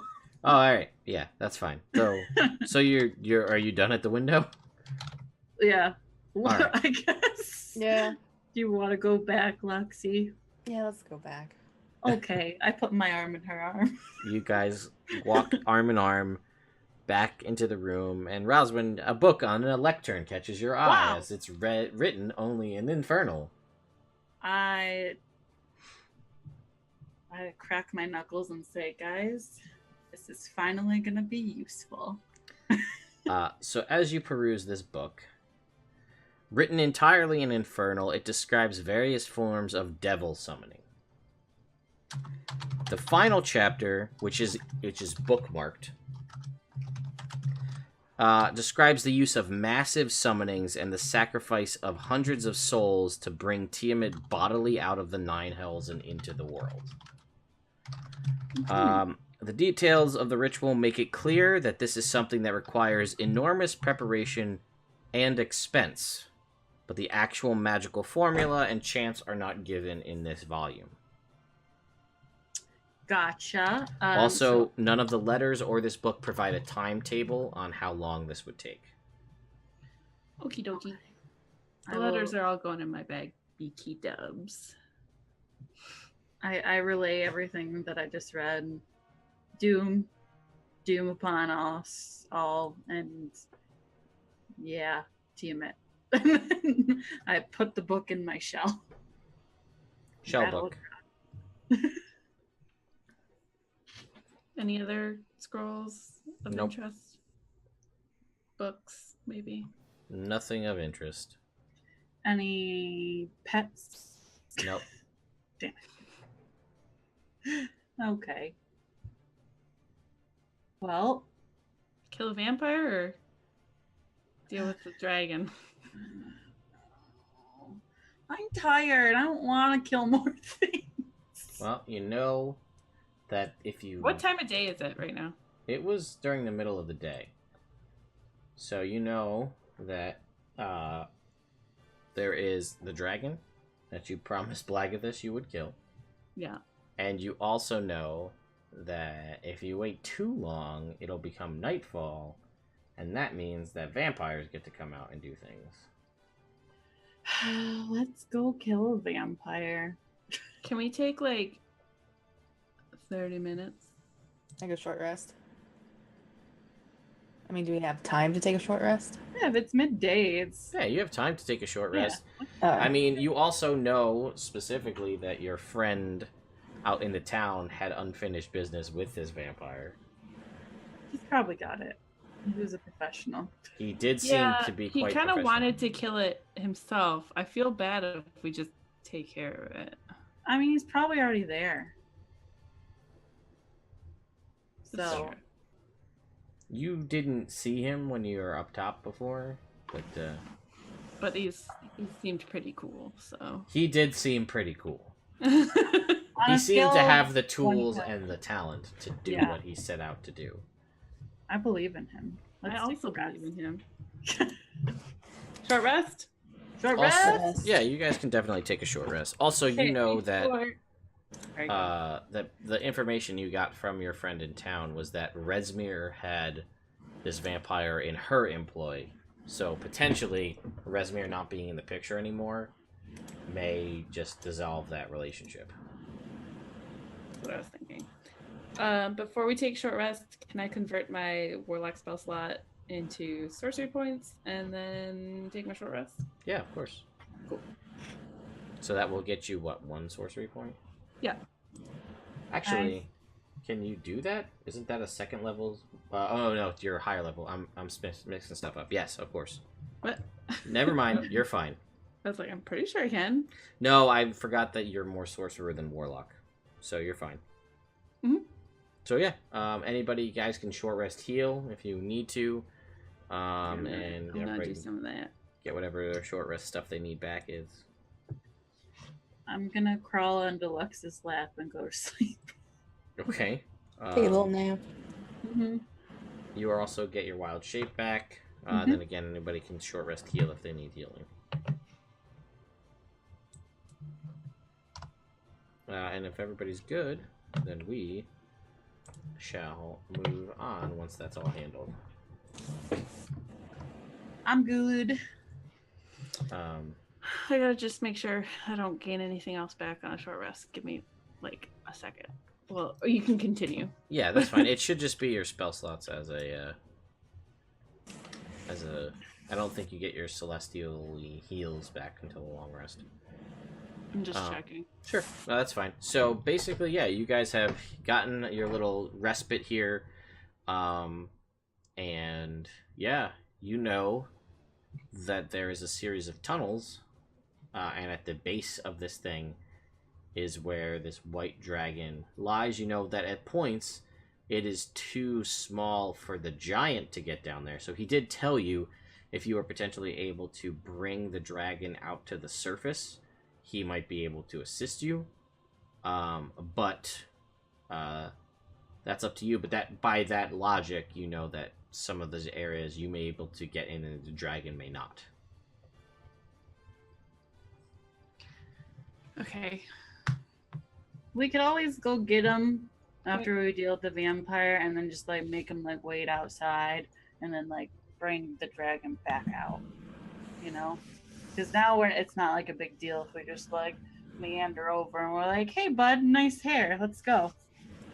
Are we dealing with the vampire? I thought we were gonna leave it to. Oh, I thought we were just taking a short rest and then dealing with the vampire. Was my assumption. I don't care either way. I just feel bad taking away that guy's revenge with his obvious dead family that we didn't ask him about because I didn't want to hear the sad story. Yeah, that would have been really awkward. I probably would have cried. He was really getting to my heart. But also, if he's there and, you know, he needs help, we should help him. Sometimes people who take revenge can be reckless. Usually works. Okay.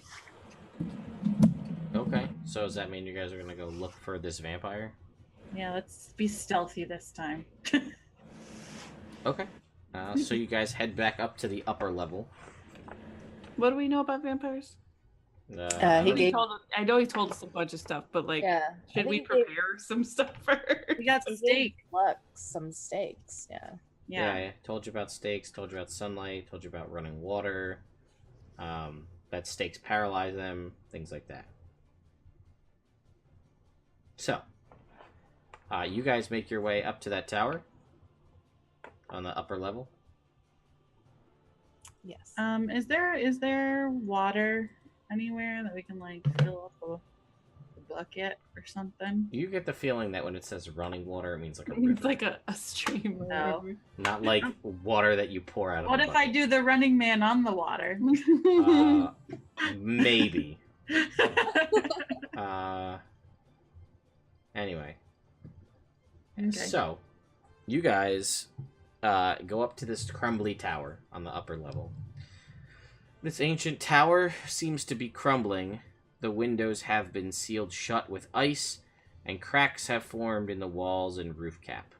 A balcony of sculpted ice hangs on one side of the tower, 75 feet above the tower base.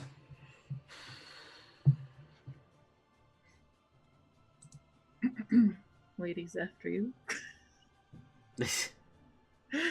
As you guys get closer, make me a perception check. Guidance!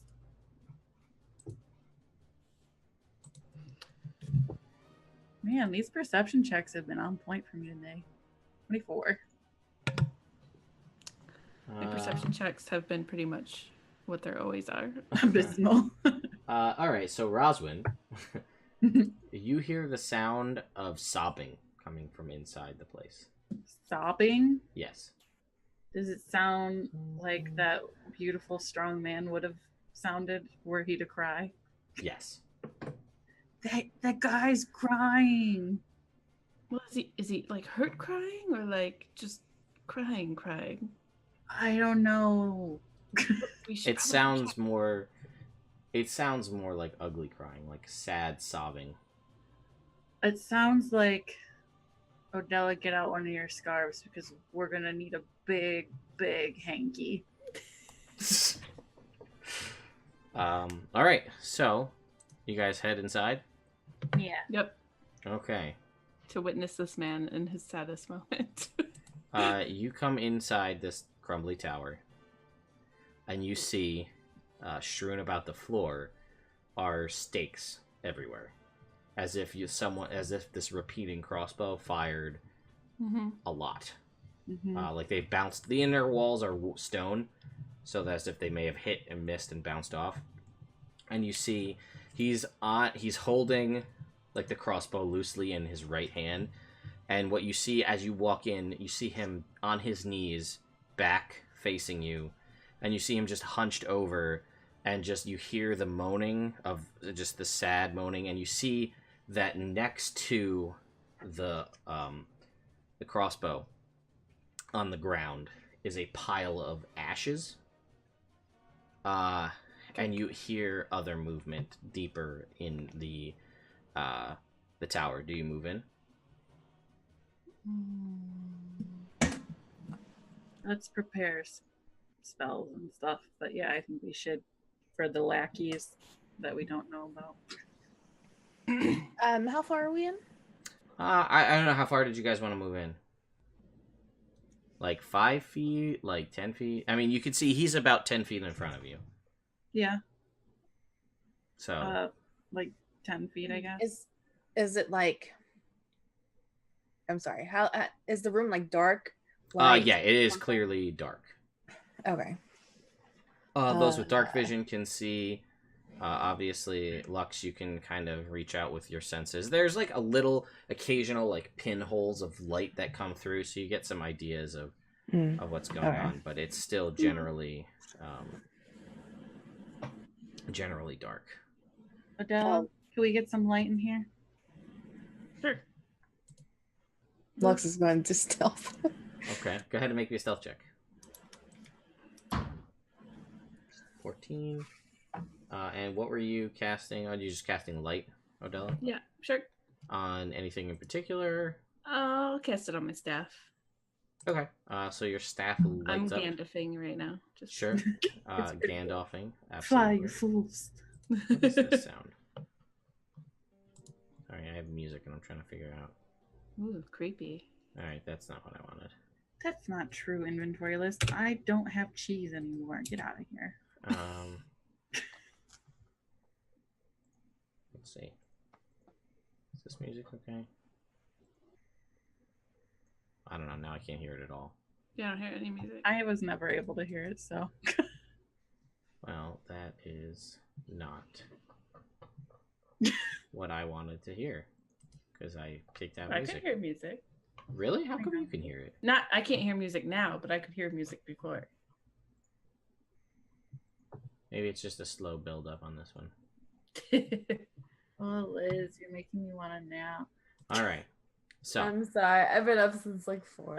I know you're so cozy. all right. So you guys walk into this room and you see him. Lux is stealthing. You see this guy and your staff is lit and he's sobbing on the ground. What do? You walked in a little bit. Do you walk in further? Lux is stealthing. Yeah, I'll go up to the person and like, are you okay? As you get closer, your light illuminates the rest of the room, and you hear the scratching and movement. And you look with your light to the left and the right, and you see the inside wall of this. There is 2 figures pinned via stake in the heart to the wall. Is a about 30-year-old woman vampire and a 7-year-old child vampire. No! This is my worst nightmare! No! Ted! Oh. No, back right out of this room. I don't care anymore. Leave. Your own shit, buddy. Too And deep for us. And he is just like, you hear the like it's a very deep, sad, just he is absolutely shaken to the core and is just a wreck as he is crying here. I'm gonna say you need to turn away because this is not the image that you should remember them by.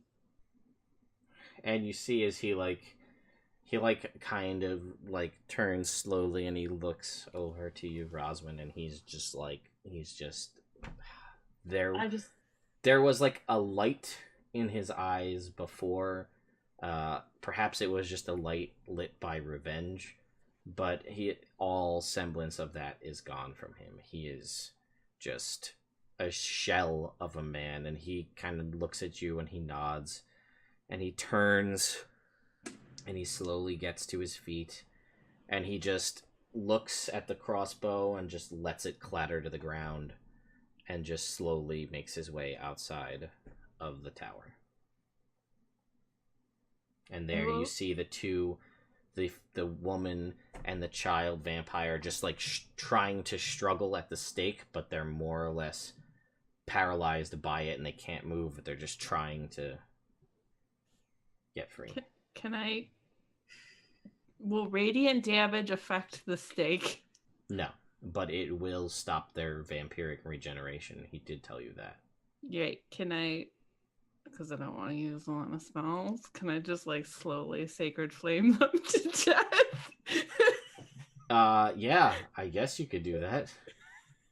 Sure. I mean, if she sacred flames them, it shuts down the regen, and then other people can damage them. Yeah. Okay. Well, I just want to take a look around real quick. You said there's holes of light coming in, right? Yeah, there are little pinholes of like sunlight coming in. Yeah. Can I determine how thick the walls are?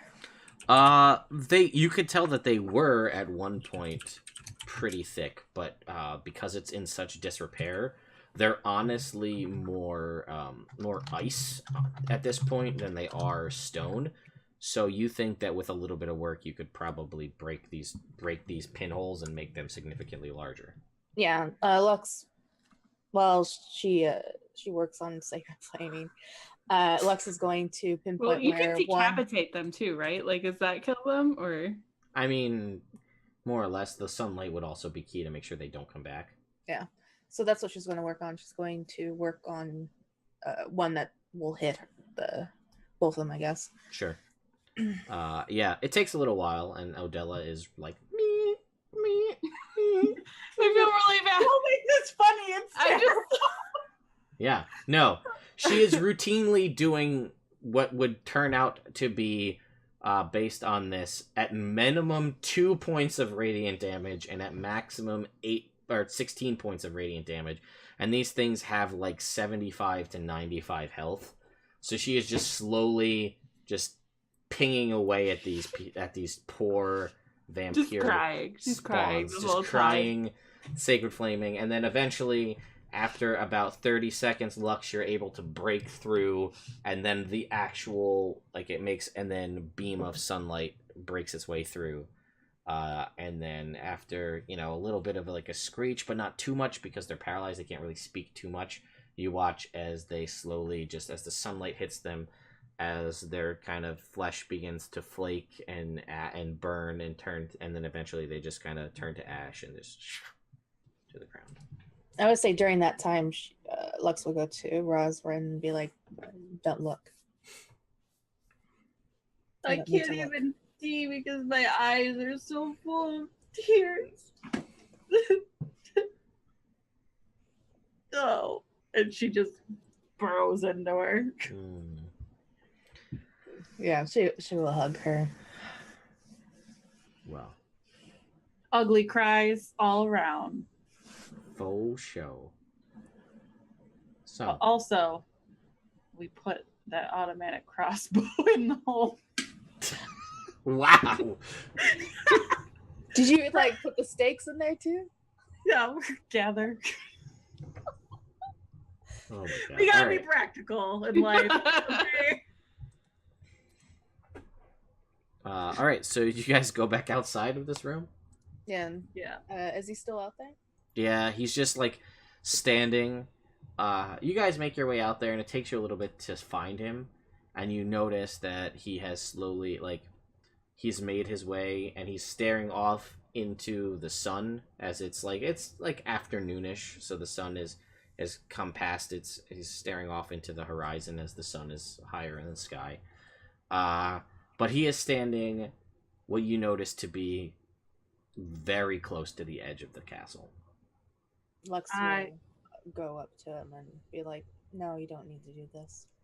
And he just looks at you, and he's just like, "What more do I have to live for?" I'll, with everyone's permission, take the thing out of the hole again and say, only you can prevent vampiric transformation. Oh God, I feel like make me a persuasion check at disadvantage for bad pun. What? That was a great joke. Fine, Oh. make me a perception check regularly, but I'm angry about it. Persuasion? Yes. Or perception, okay. Sorry, persuasion. Fucking. Yay! Yeah! That's my victory for today, everybody. And he's just like, haha, I guess I always liked a good pun.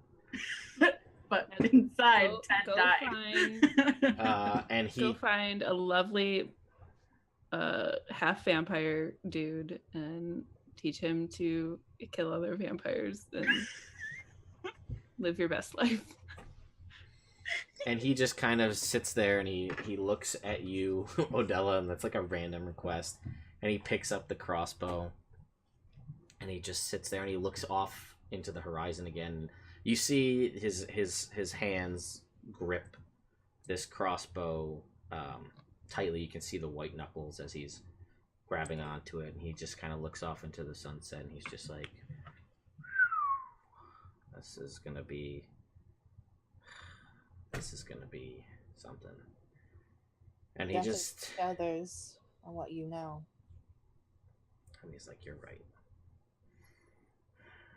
There's more for me to do. And he just continues to whistle. And he looks at you and he goes, I've always liked whistling. I think I'm going to change my name. Yep. To Whistler. And you said I was bad. Katie, I'm the DM. What I say goes. I perpetuated it. And he just kind of looks at you and he goes, well, I guess I'm going to go walk down that very conveniently placed drawbridge back to the ground. And he walks off towards the drawbridge. It's a lot cooler if you take a wyvern and throw sparkles out from behind you. Lux will actually stop him. And he'll be like, yes, sorry. Here, this will hopefully help you. Maybe a little fund And she will hand him 1,000 gold. Oh shit! And he's like blown away by this, and he's like, "Thank you. This will go well to fund this new vampire slaying operation. Thank you so much." And he's like, you know, I mean, he's gone through a lot, but like, still, no matter like, this is a very generous gift, and it's a lot of money. Mm-hmm. And he seems genuinely like, he does seem grateful and taken aback, and he kind of gives you guys that like solemn like this slow nod that then picks up like, yeah, all right, I've got this. And he walks off towards the drawbridge, and he's kind of like, as he's going, he kind of like the crossbow up on his shoulder, and he walks down the drawbridge, maybe out of your lives forever. I'm so sad if that's forever. You okay, Katie? Oh, you fucked me up, Ted. I'm sorry. It's actually really sad. I'm trying to laugh, but like, Yeah. it was depressing as hell. Let's go kill a dragon, guys. Let's murderize things. Woo! Hopefully not as slowly this time. All right. Yes. So, you guys, how would you like to get to this dragon? You know that there are several. You know that there's a tunnel up here, an entrance that will lead you down. There's a couple different ways that you can get down. There is like kind of an open door that leads down. I guess I'll just show you this basically. Well, because- first let's go over to Blagathis and be like, yo, cleared this place out. Did everything you told us to. Do you want to like stand by where we would lure out this dragon and just like wait? And he's like, and he'll basically tell you that there's a spot on, I guess it would be kind of like the upper courtyard area where the dragon can exit out. That's big enough for it. And he says, what the hell did he sound like? I fucking forgot already. He was just very glorious. Whatever. I'm too shot from work to be able to think about this, and I'm sorry, guys. But he's like, I will wait here. Bring him to me. Let's go. And he's got his big ass mace. And he's standing nearby. After this, you guys can kind of see, I have revealed it on the middle of the map. There is like several ways you can go to get all the way down. You can see the treasure down at the bottom. And you can kind of see there's a couple different ways you could get down there.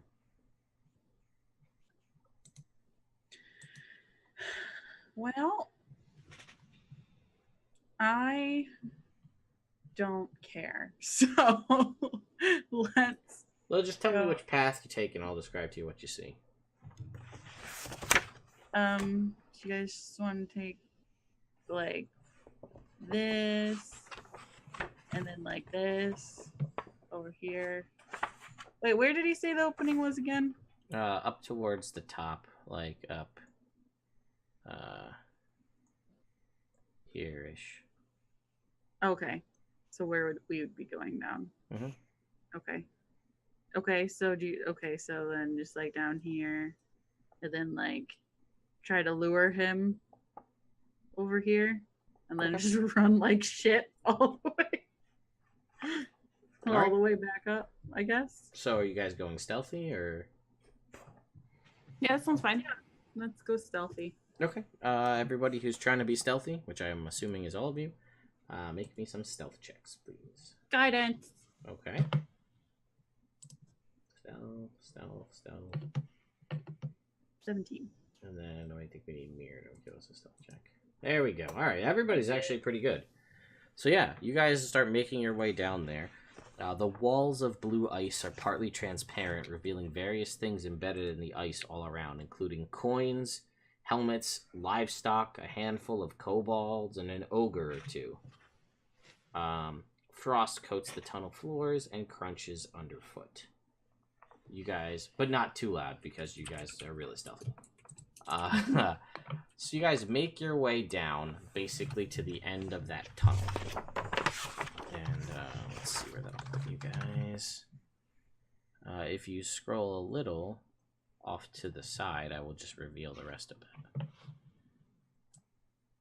So you can kind of see... Well, unfortunately, I can't get it all to show up on the map. But I think, from the looks of it... Well, there's also a spiral staircase, apparently. Yeah, I'm like, where'd that come from? It's really not well organized. That's what And, you're like, saying about this whole pre-written. It tells you, like, this leads to the porch. But it doesn't tell you where the porch is. So, like, I can't tell you, like, oh, that's where you're coming. Probably next to the wyvern stables. Yeah, maybe. Either way, we'll say you guys, because you're coming in from, like, the upper section. We'll say you guys are coming in from, like, over here. Here-ish. Like the bottom of that, because you got to be up to see on that level. Gotcha. So, as you guys kind of crest that area, all tunnels seem to lead to a central core, a glittering cavern of ice with jagged walls and icicles the size of stalactites. The grand vault is split into 2 levels, an egg-shaped upper level with a sheer ledge overlooking a sunken level 30 feet below, where a massive pile of treasure rests beneath an icy glaze. Clinging to the ceiling above the hoard, wings tucked in tight along its sides with claws gripping the ice, is a huge white dragon.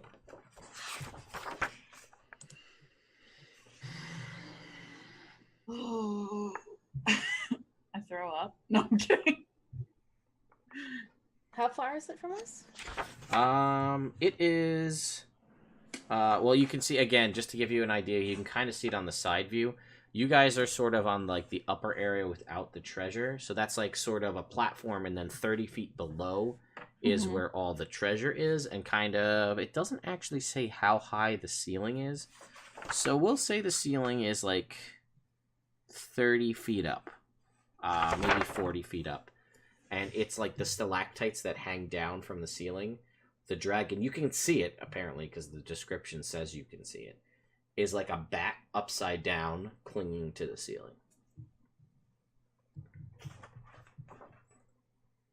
How are we gonna lure it up? I mean, you could, let's see. Roswin and Lux, make me a nature check. Nature. Guidance. Lux, you can make it an advantage, and Roswin, you can too. I got 21. Okay. Ooh, shit. Ooh. Well, Roswin, you know that based on the size of this creature, let's find out.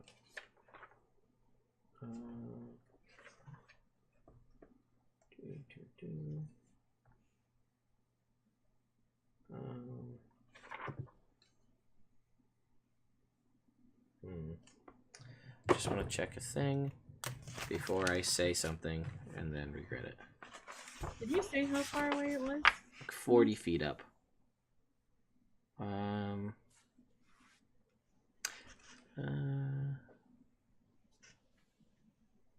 Yeah, you would know that a dragon of this size, that this wouldn't really, and the fact that it's technically a cloud giant castle, it is not technically this dragon's true lair, so it doesn't have any particular advantage if you fight it here.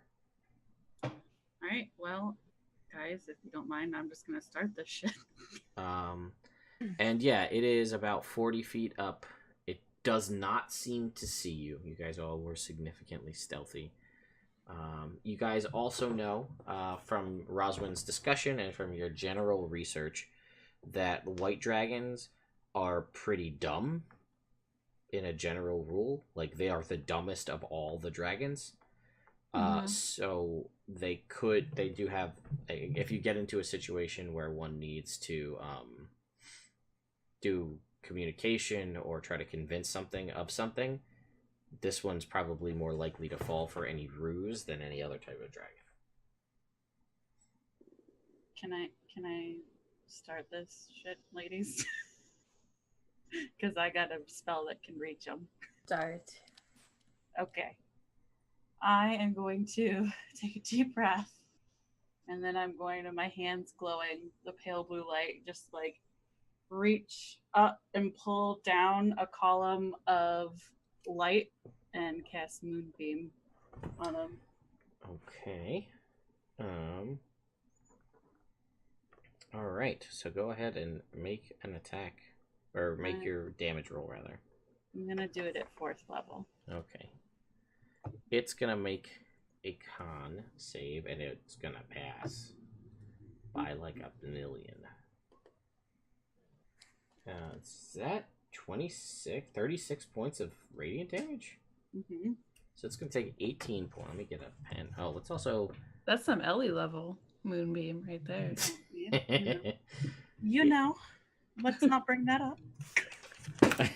Sore spot. After you just cried your eyes out.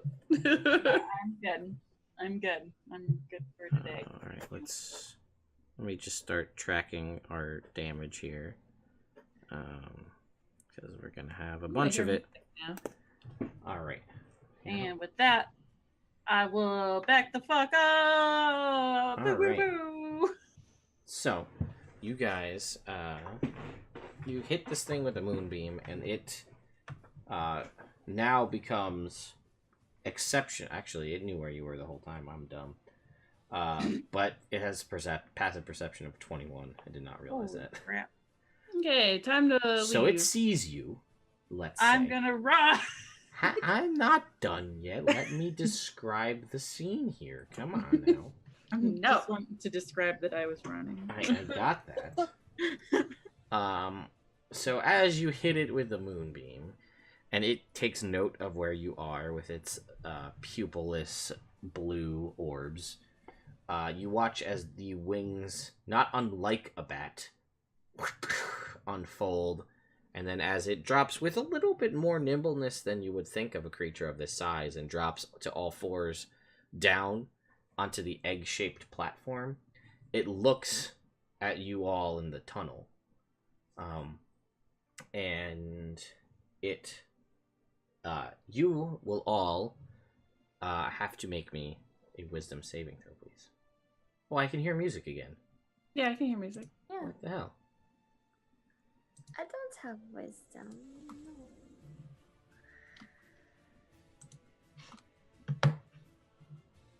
Well, I do have a thing called, like, Final Boss Fight. Maybe I should use that music. Hell yeah. I'm gonna use one of my fate die on this. Okay, so you'll have advantage. Yeah, me too. I don't know if I have any. Woo! You didn't even need that, girl. I might have. You- Oh no. Fuck. So, Yeah. what did what did Mir get? Sorry, I just The good news 14? is that we're running in the opposite direction. Which All right. is So, well, one, believe it or not, its save is a 14. So Mir saves. You are not compelled to flee from it. You just cannot move closer to it if you fail. But 3 of you succeed. However, Lux, as you see this dragon, you feel the coin around your neck glow warmly. Something you're not unfamiliar with. Something you've had happen on multiple occasions, essentially every time you rage. But it glows warmer than before, and you feel this wave of frightening presence just pass over you and just keep on going, and you are not affected by the fear effect of this dragon. Wait. And it lands, it is Lux's bala. 30 feet in front of you at this point. And yeah, you guys are in this tunnel, and it's clearly looking at you, and there's a little bit of intrigue in it. I mean, it's dumb, but it's not unintelligent. So it is just kind of like curious what you're doing there. What what are you guys doing in my home? I didn't invite you guys here. Just turn the light on. Okay, bye. Thought you could use some ambiance. And he looks at you all as you hit him with the moonbeam. And he does seem slightly intrigued, and he says, "Did Rezmir send you?" Also, what the fuck? Yes, Rezmir sent us. She said you should go up to the top because she's got some stuff for you up there. Make me a deception check against the dragon. You know, one can try. Sure. One could maybe do real well. One could do real bad. Wait, I have a touch of luck, so I get to reroll that. Oh, all right. Reroll that natural one. God.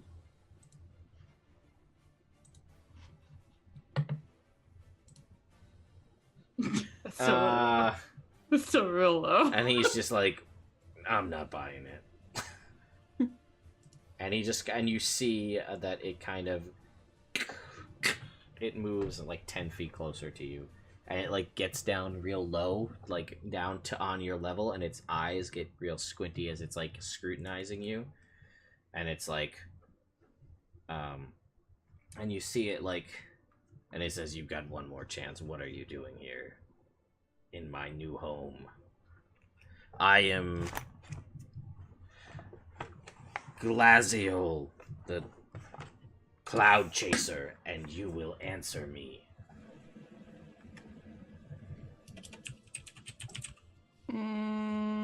Also, Roswin, you said you were running. Are you legitimate? Did you already legitimately start running away? Because that's fine. I just need to know.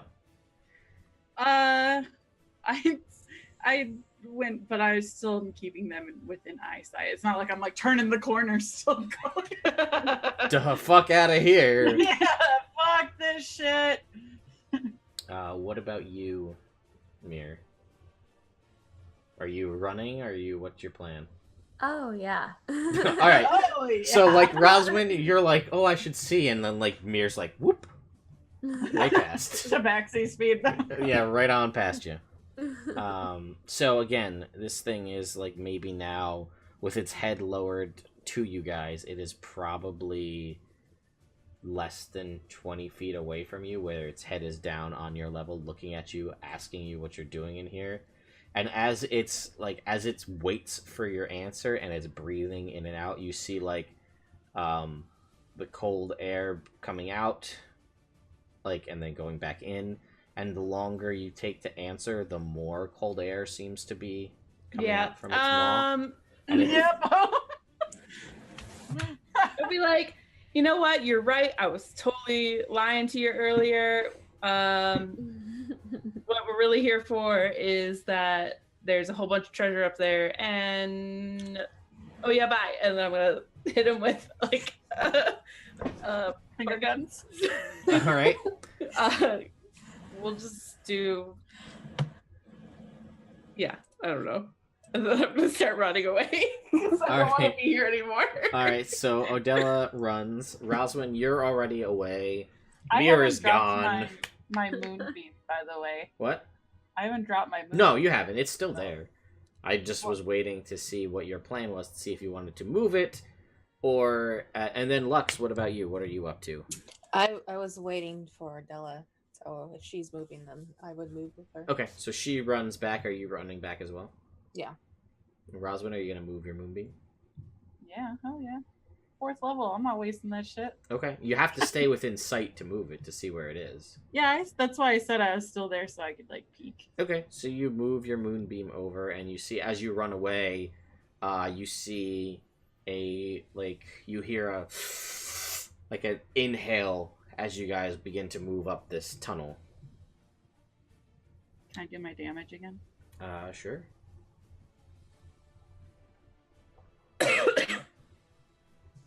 So it's gonna succeed. Alright, it's gonna take 16 points. And you watch as you see cold air begin to come up this tunnel, and it goes for how far? 60 feet, so it's going a ways up this tunnel as you're running away. Let's see. Roswin, make me a Constitution saving throw. I'm gonna cast the Absorb elements. Go ahead and make me a con save. I won't give you the full damage just because of the way it's working in these tunnels, but we'll see how you do. Oh, wow. Alright, that's pretty good. So let's roll its damage and see how much we end up giving to you. Oh, I'm full. I don't need any. It's okay. So what was that? No thanks. Do not Sure. want. Let's see here. So based off of that, we'll see what I actually end up giving you. So, actually, I might just give you the full damage because you're just taking 13. Okay. And you're like, well, I got him. The moonbeam is still on him as you run away. Do I get to get it one more time before I run away? No, because now you gotta make a Constitution saving throw, DC 10, for your moonbeam. You make it. And then you run, and the moonbeam is out of your sight, and I will let you make one more damage roll. I guess. Oh. Actually, he has to start his turn in it, doesn't he? Yeah. So after he hits you, he's booking it. And you hear,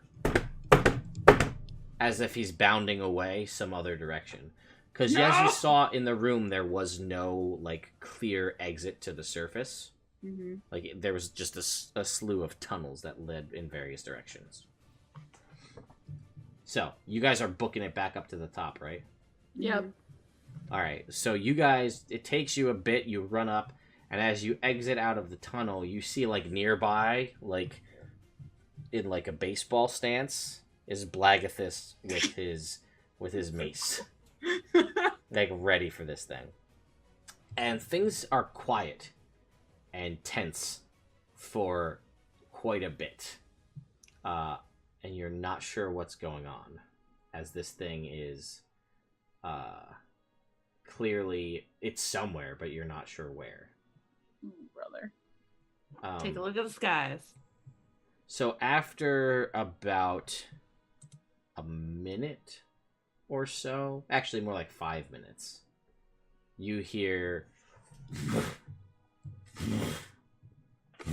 and from the other side of the wall, in a very Attack on Titan-y type moment, you see, instead of a Titan though, a fucking dragon is flying now outside in the open air on the side of the castle now, and it's looking at the four of you and Blagathis, and he's like ready for the hit it at the hole, and then he hears. I would have told him that he's not coming out of the hole. I thought he was just ready on top. Oh no, he was ready to like beam this thing. Oh yeah, when I came out, I'd be like, he's not following us. He's going some other way. Yeah, but it's more interesting if he's looking and then he turns to us. Oh. It's a better cinematic moment. So he turns and he's like, giant on our It's all side. about moments. and he's like, well, shit. So does he have any ranged attack? I'm gonna need everybody to go ahead and roll for initiative. How about that? How about that? How about that? Does he have a stat block? This guy. 21. Oh, I should get that initiative tracker from wherever the hell I put it. There it is. So Roswin's got a 21.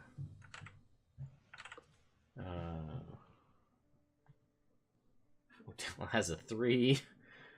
You know. Mir has a 9. Lux, you have advantage too, don't forget, just in case. Don't particularly mind going last. 20.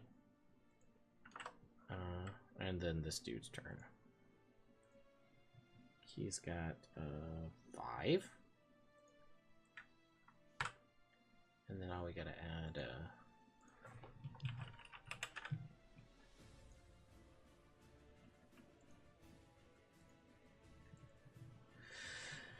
and does he have, I missed it, does he have a stat block? He does have a stat block. Oh, because he has spells. Ooh. His hair looks glorious, by the way. It does. It's blowing in the cold air. Is that can't be right, is it? Did I miss somebody's initiative was much higher? Roswin was 21. Was it 21? Looks Okay, like yeah, it. yeah. It just didn't take. There we go. So that's right. Okay, so Roswin, you see this thing. Yep. Much less confined its huge size. Having taken the damage from your moonbeam and seemingly not better, but seemingly not much worse for the wear. And it is looking at you as it's floating in the sky.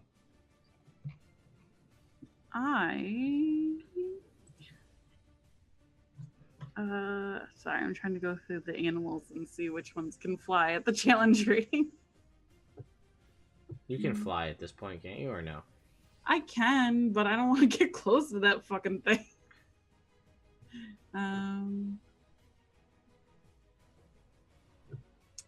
Whatever. Okay. I guess I'll just do another moonbeam. Alright, yeah, you feel like it's going to take you a while to move the one you have all the way up the tunnel. Yeah. Okay, so you're going to drop another moonbeam on it in the sky there. Go ahead and roll me the damage for the moonbeam.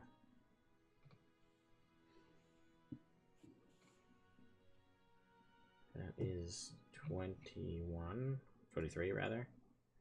Nat 20. He's wasting them on these saves, so he's gonna take 11, 12. Where the hell is my pencil? There it is.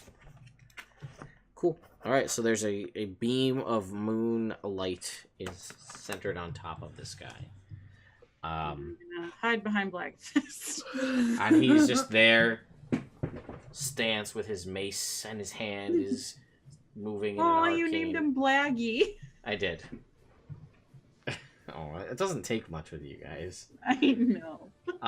And his hair, whoosh, magnificent So in the wind. Lux, it is your turn. This thing is up in the air about 40 feet. It is about 30 to 40 feet. No, it's only 60-foot cone. So it's about 10 feet off the edge of the castle, about 40 feet up in the air. And it's staring down at you all with its icy blue stare, and it's looking at you. And you feel that your coin, again, just radiating with heat. More so, and it's kind of compounded each time you've... each step you took walking away from this thing. It seems different, yet familiar, if that makes sense. Okay. She's going to look at the coin. Yes, and you feel similar to similar yet different.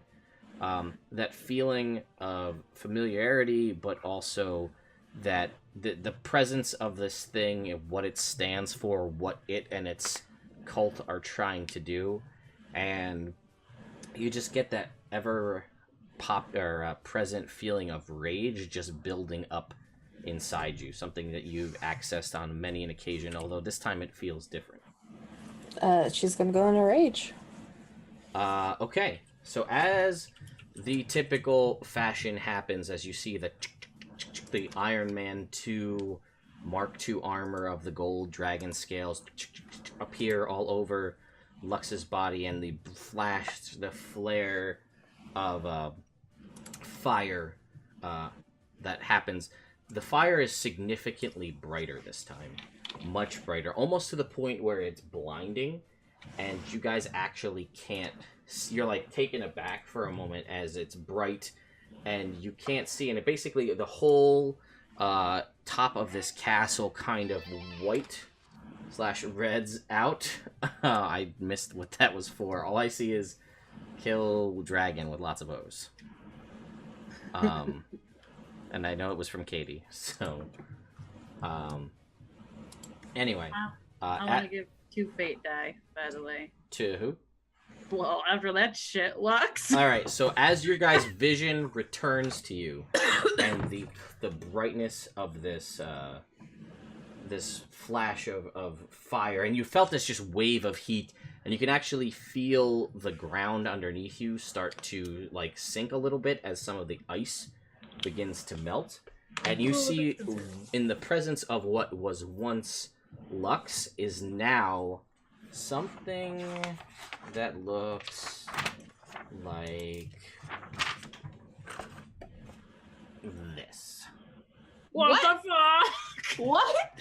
You see in a similar age pattern and size of this white dragon is now a gold dragon. Oh, so good that I was not here. Oh my god, could you imagine? So Lux, it is your turn. You have, as for all intents and purposes, Sneaky snake. the stats of an adult gold dragon. What would you like to do? I am going to fly up and holy moly, I'm like reading all this. Yeah, you've got, I know, 2 breath weapons, a bunch of attacks. You know that it's immune to fear, so that doesn't really have any. Yeah, she's going to use her breath weapon. All right, yeah. So how do you want to? How are you just like out at it? It is a cone, right? So it. Mm-hmm. So yeah, you're just gonna fly up, get face to face with it, get above it, below it. What's your plan? Yeah, what she will do is fly above it to basically, even though she knows it won't frighten it, but just to give that presence towards it and unleash hell upon it. All right, go ahead and roll me 12d10, please. It's gonna make a dexterity save, and I'm gonna say it's probably gonna use its legendary resistance on this one. That's fine. 12d10? Yes, 12d10. Oh, there it is. Here we go. 71 points of fire damage. Whoa. Let's go ahead and roll a... Yep, it's gonna use its its legendary resistance to pass that save, and only take 36? Yeah. 36... only 36 points. Only 36. Alright. So, that goes down to that, and that becomes that. Alright, so... you do have access to the legendary actions too, so if you want to use those, just let me know. Yep. So at the end of... oh, did you want to do anything else? Let me rephrase. That was an action. I don't know if you have anything else. I don't think so. Okay, so at the end of your turn, it's going to use a legendary action to try and make a tail attack against you. So, and it's going to miss horribly. Probably real surprised. A little bit on the surprise. So. Well, aren't we all today? So that is the end of your turn, Lux. Yes. So it is now Blaggy's turn. Blaggy's like, what the fuck? Fair. And he's like, well, I guess you did well when I said you would slay the dragon. And he goes, this kind of seems puny in comparison. Lightning bolt! And he shoots from his hand a lightning bolt. He's like a LARPer. He is. He does not have a sleep spell. So he's gonna do that, and the dragon's gonna roll a dex save. And it's gonna take it, because it's gonna save its legendary resistance for more damaging attacks. So it's gonna take 25 points of cold damage. And that is the end of Blaggy's turn. So, the end of Blaggy's turn, it is Mir's turn. Get him, Mir. Okay. Do the thing. I'm gonna do the thing. Alright. Dancing sword. Woo. 24 is a hit. Yes, it does hit.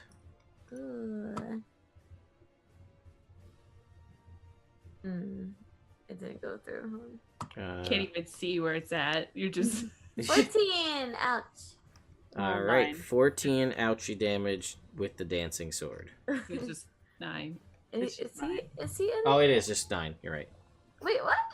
That's if you crit. That's if you would have gotten the crit. Oh. Getting advantage. Oops. And then is he in the air? Yes. Can my bow reach him? Yeah, your bow could reach. I really should have kept that crossbow, guys. I thought it was in the hole. No, No, we someone gave gave it back. Listen, I gotta play the character. 22 is a hit. Okay. And also, it was worth it for that joke. Just saying. So go ahead and roll damage, and you do have sneak attack. 23. Ouch. 23. Ouch. All right. So at the end, is that it for you? Yes. Yeah. Right. At the end of its turn, or end of your turn, it's going to use 2 actions to try and make a wing attack. So I need you, Lux, to make a dexterity saving throw. Also, he's got to take my damage. Too. Oh, right, on the end of his turn. Yeah. It hasn't been his turn yet, though. Oh, I thought it was his turn. No, this is a legendary action. Oh.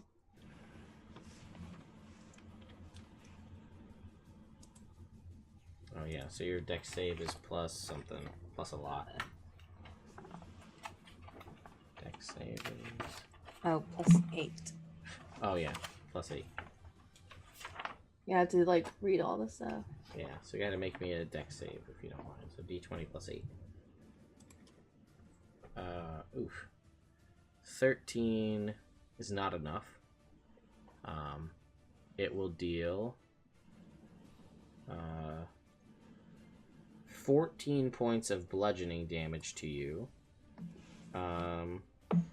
And then it flies half of its movement speed away. So it's out of the moonbeam. So it flies 80 feet. It'll fly 40 feet over and 40 feet up. But it does leave your range, Lux, so you do get to make an opportunity attack against it. Okay.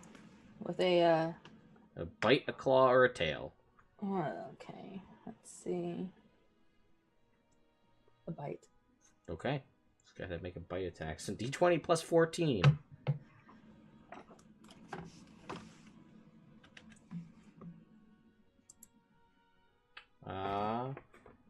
And 17 misses. His AC is 18. Yep. Alright. So that was the end of... Oh, that was Blaggy. And Mir. Technically, isn't he still within the moonbeam, though? Because it goes 40 foot high, and if I can move it on him... Well, he moved 40 feet over. And so, but if I up. move it on my turn, is he still in it? If you can move it to him. Yeah, I can move it 60 feet. Yeah, I mean, that's your action to do so. Okay. Alright, just... But it's his turn. And he is going to unleash his cold breath on all of the people on the ground. No! I'm gonna use... Absorb elements? Absorb elements! I'm so glad I took this spell today. So, I'm gonna need everybody to make me Constitution saving throws. Well, good. I have more in that. Let's see how terribly I roll. Oh, look at that. Look at that. I'm gonna... Oh, Blaggy. Oh, Blaggy. Oh, Blaggy. I'm gonna use one of my last 2 crits. To just auto-succeed? Mm-hmm. Yeah, crits are a limited commodity, so you better take them while you can get them. Yeah. Alright, so Blaggy is going to take the full damage of 63. Let's see. You're going to take half, Odella. Which is, was it 27? Or no, I'm sorry, 63. You're going to take 31 points, Odella. Roswin, you're going to take 15 points. Mirror, you fail, so you're gonna take 63 points of damage. What? Yep. But... Yep, 63 points of cold damage. I only have 52 points. So, you are, as it breathes down ice onto you, it freezes you into place in a block of ice as you are dropped to 0 hit points inside this ice breath. Ooh. And Blaggy is hurting too. So that's his turn. And he's gonna move over top of you guys. He's gonna move another like 20 feet. Odella, unless you want to use any. Actually, I don't know if you want to use any legendary actions. Like I think it's just attacks. So. Okay, so Odella. I'm going to run over to Mir and see if I can chip away any of this ice and maybe help her out a bit. Okay. What would you like to do? Is there any way that I can get through the ice to like cast a cure wounds on her, or? You can try. You don't happen to have healing word, do you? No. All right, then. Or do you have any ranged heals that are from your distance? Nope. Cool. Then make me a strength. Well, nope. That's touch. Just kidding. Okay, and make me a strength check. Oh, great. Power of love. It's the power of love. Not as strong as the power of luck. Nope. You bang on it, and she's stuck inside this ice cube for the moment. Anything else? Was that my action? Yeah. I would have let you cast it as part of the action if you were able to break through. So you have a bonus action left.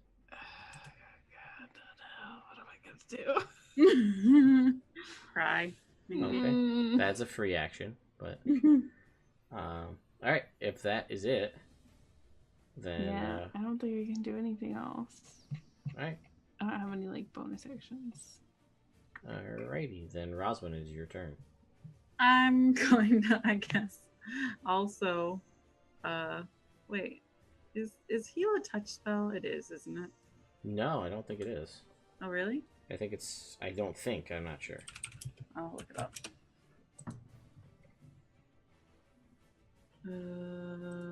Oh, no, it's not. Okay, so I will heal her through the ice. Alright, so Mir, you're brought back to full hit points. You are still inside an ice cube. Whoa. But you're like inside ice. Can I try to, is a bonus action try to break the ice? Sure. Okay. Was it just a strength check? Yes. Flex. Or The two weakest people. or an attack, I guess. Or an attack? Okay, then I'll just actually, no. I'll say an attack would be an action, so we'll just say a strength check. Oh, God. You, like, put a little crack in it. It will just chip away. Yeah. Just like Let's the gargoyle, guys. Nah, we're good. Alrighty. Lux, it is your turn. Do not forget that you have 2 fate dice as well. Yes. Oh, roll me a d6. Let's see if you get your breath weapon back. You do not. Not this turn. Ooh. Yeah, what she's going to do is go to the dragon and bite it and use a crit. Oh, shit. All right. Yeah, so that's 4d10 plus 8. 4, 10, 8. Even up them crits. Use them all now. This is the time. This big... I feel like that could have been better. Makes me sad. Alright, so that is 1 hit. You still have 1 bite, and you have 2 claws left. Okay, my second claw is a crit. Okay. So go ahead and roll, what is that? 4d6? Plus 8? Also? Plus 8, yeah. 20 points. And you got 1 more claw. Yeah, and this one, I'm just gonna claw it. So that would be d20 plus 14. 14. Yeah. 17 Wow. misses. Oh, wow. that last time. Yeah. Wow. Yeah, that's exactly what you rolled last time. So, it's the top of the turn. Does it get it back on its turn? Start of its turn. Alright, so it has no legendary actions. It is Blaggy's turn. It has none? Because I'm going to use mine. Yeah, yeah, it's the start of Blaggy's turn, so yeah, you can. And that's a tail. Yes, so that is a d20 plus 14. Let's see if we can... Hey, that's a lot better than 17. So roll 2d8 plus 8.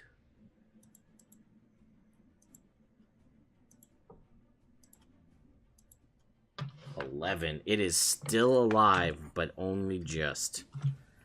You see it like you see fear in the eyes of this dragon. Like when it gets to its turn, it's out of here. But it is Blaggy's turn.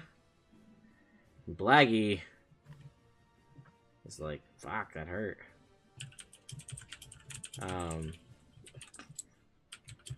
So he's going to cast Magic Missile.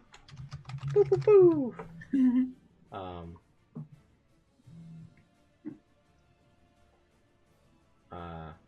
I don't know what's going on in the Roll20 chat, but it's weird. Oh, you haven't heard the saga of me getting random presents of food outside my house? No, I haven't. That's a really great Magic That's Missile really roll. good. Wow. Blaggy. And yeah, this guy looks like he is barely alive. Hanging on by the threadest of thread. And that is the end of Blaggy's turn. At the end of Blaggy's turn or before Mir's turn, Lux, you can use your actions if you want. Otherwise, we're gonna go to Mir, who's stuck in ice. Yeah, I'll go ahead and use them.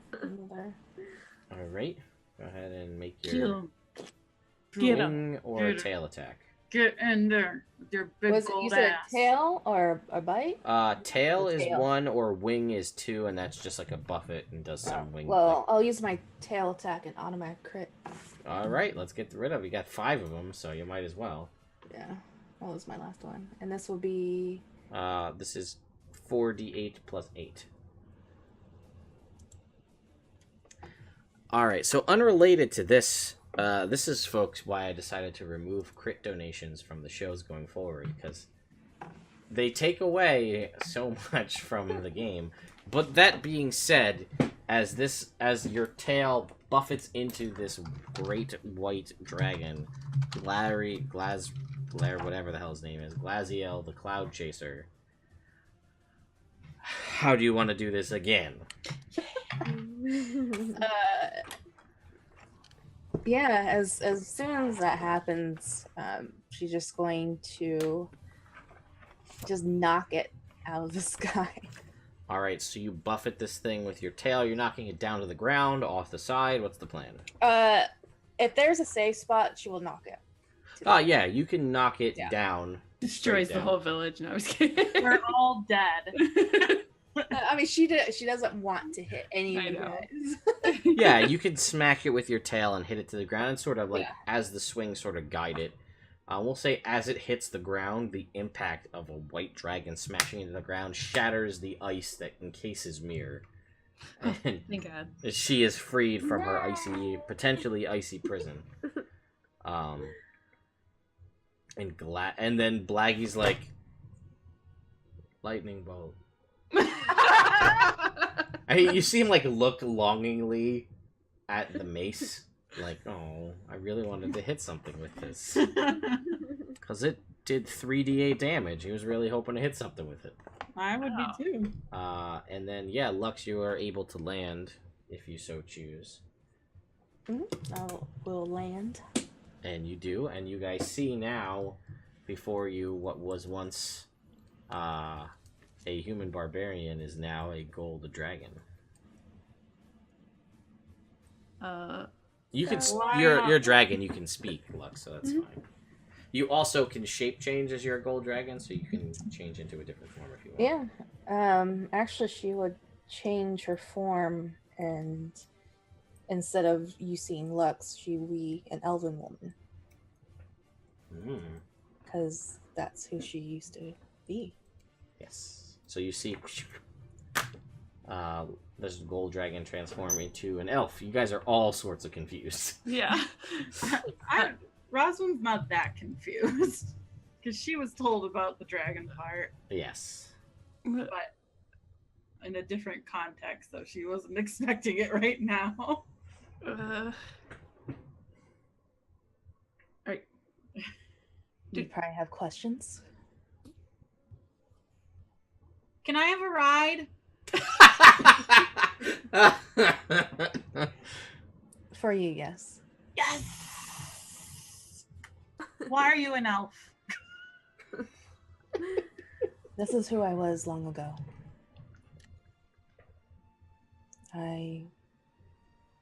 Let's just say, I endure people human and the path that Bahamut didn't want me to take, and for me to learn my lessons. I was a human. He changed me into a human. And of course, I raged. Somebody help me with that rage. Ooh. But my true name is Kimrith.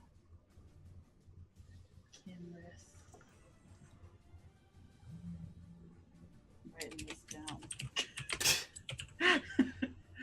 down. Well, how'd you quell that rage? Because kind of looked like you still had a lot of rage. To be honest, since I met you. I learned how to control it. Oh. And now it seems I have another calling. Yeah, to be our mascot. She'll get closer to Rosalind. It's not that simple. Why not? I must return to Bahamut. But we were gonna be the Belladonnas with the gold dragon, and that was gonna be real cool. And we could save so many people if you stay. And I'm pretty sure, I don't know a lot about Bahamut, but from what you've said, I think he'd be down with saving more people. Yes, but there's a bit bigger threat that's out there. You know who it is. Splinter holes.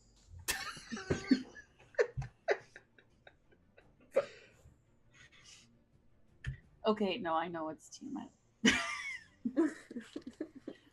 But I just feel like we're gonna stop it. So you're gonna stay with us because that makes sense to me. I would love to stay, but there's other ones, and she would point to the white dragon that's out there. Also, I made a promise to you. And I am going to hunt the red one.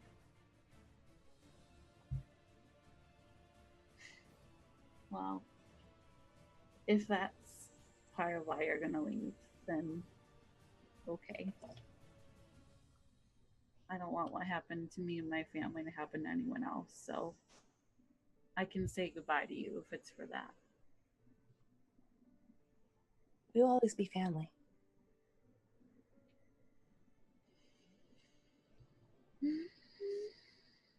Yep. Always. I'm gonna get a tattoo for you. Maybe on my butt, I don't know yet. I wish your sister was here. I know that she probably would hate me. But we aren't all bad.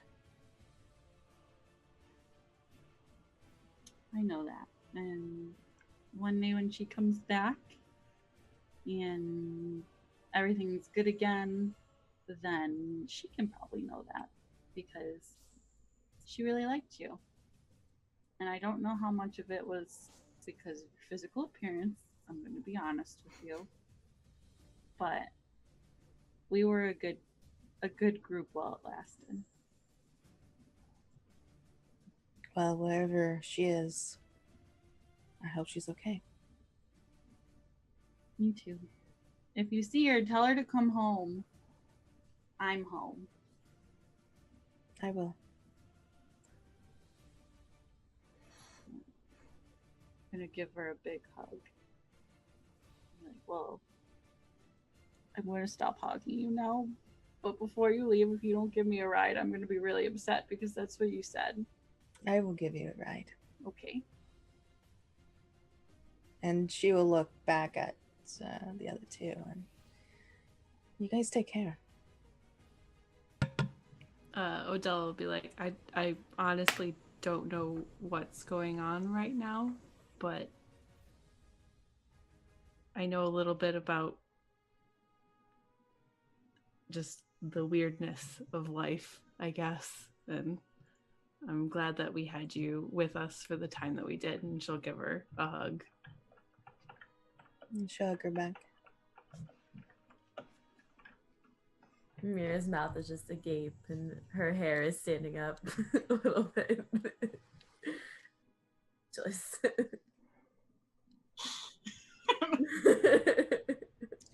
little puffy. Lux will reach into her bag and actually hand Odella the horn of healing. Just in case. Well, I do like stuff. Thank you. You're welcome. Now you're horny. Not the time, Roswin. Sorry. Besides, if anybody here is horny, it's you.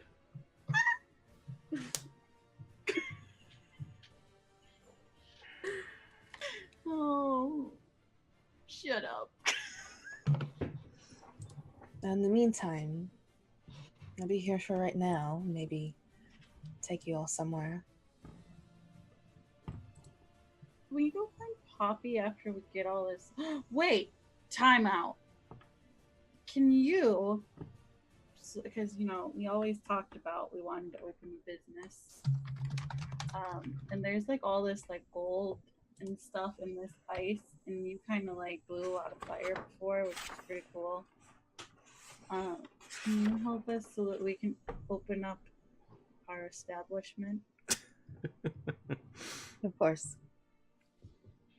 Yay. Okay, let's fly down there.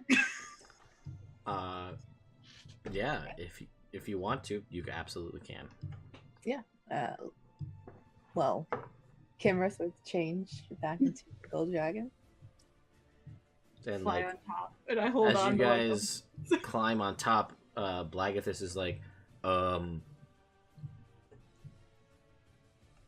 cool. Before I leave, I'll like heal, like I'll cure wounds like this a little bit as like a gesture of goodwill. Be like, thanks for the help. And he's like, he's at a loss for words. This is a lot. So, but anyway, you guys are able to fly out, and as you circle around, you are able to see the kind of towards the bottom. There is like a larger cavern that you can like kind of fly into, and when you tuck in your wings, you kind of eventually, once you get inside, you can on all fours and scramble up and make your way into this main vault area. The floor of which is carpeted in gold, silver, copper, and jewels, all of which is sealed under a sheet of ice. And there are dozens of various human skulls and bones and things also sealed within said ice. But if you so wish, you may remove the ice in the coolest possible fashion. Oh yeah, she'll do that. Unleash hell. So you can, and you do. At which point you guys harvest. Whoever's keeping track, are you ready? Oh, Laura. Yeah, wait, okay, hold on. Let me make a separate section for what's White Dragon Hoard. Are you ready? Yes. 500,000 copper pieces. Had to make sure I had enough zeros there. Ready? Yep. 100,000 gold or silver pieces. Okay. 5,000 gold pieces. Okay. 800 platinum pieces. Okay. 21 sapphires worth 300 gold each.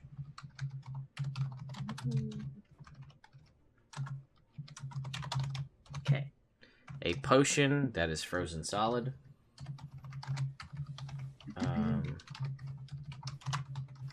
Let's see here. What else to give you guys? Because you have so much good shit. The stuff that's listed in this book is useless to you now. Oh, let me see if I have anything off on the side that I can... While you look for that, Rosalind picks up one of the sapphires and looks at Mir and is like, you know, we could make this into a ring, and you could give it to Della. Don't say anything. It's just an idea. She'll walk away. Like, why would I do that?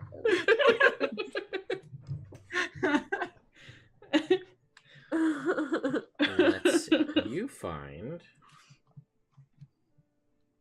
yeah, that's lame.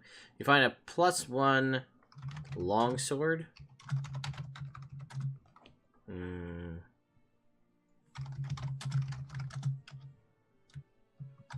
You find a necklace. You find... That's not the number thing I wanted to click. A set of bracers. Set of bracers? Mm-hmm.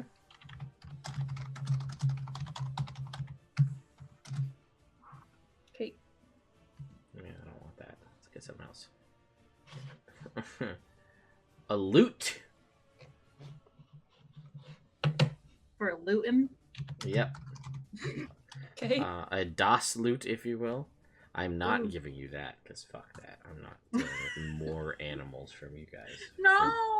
No! Was it like a bag of tricks? Yes, it was a bag of tricks. No. Oh. No. That would be Roswit's favorite thing. I would just pull them all out at once and be like, party! And a trident. Ooh. That is what you find. Was there anything before the set of bracers? Because I'm sorry, I was typing Seriously? something else. Well, you didn't let me say okay. Well, I don't remember what I said because I was reading it out of the book. I heard maybe a necklace. I don't know. There was a necklace and a +1 longsword, is what he said. Okay, thank you. Yes. Thank you, Katie. I didn't realize that you had found whatever you were looking for, that we were continuing. Yes. So, that is what you extract from the Dragon Hoard. I assume you guys exit as well. Yep. Are we getting Poppy? So are we going back to that one place? Yeah. Basically, Blaggy will be like, as you guys are doing whatever you're doing to leave, he'll basically say something along the lines of like, maybe come back sometime. We'll have a conversation about things. And then, yes, in the most... oh, hang on. We gotta change this music. This is not the music that we want.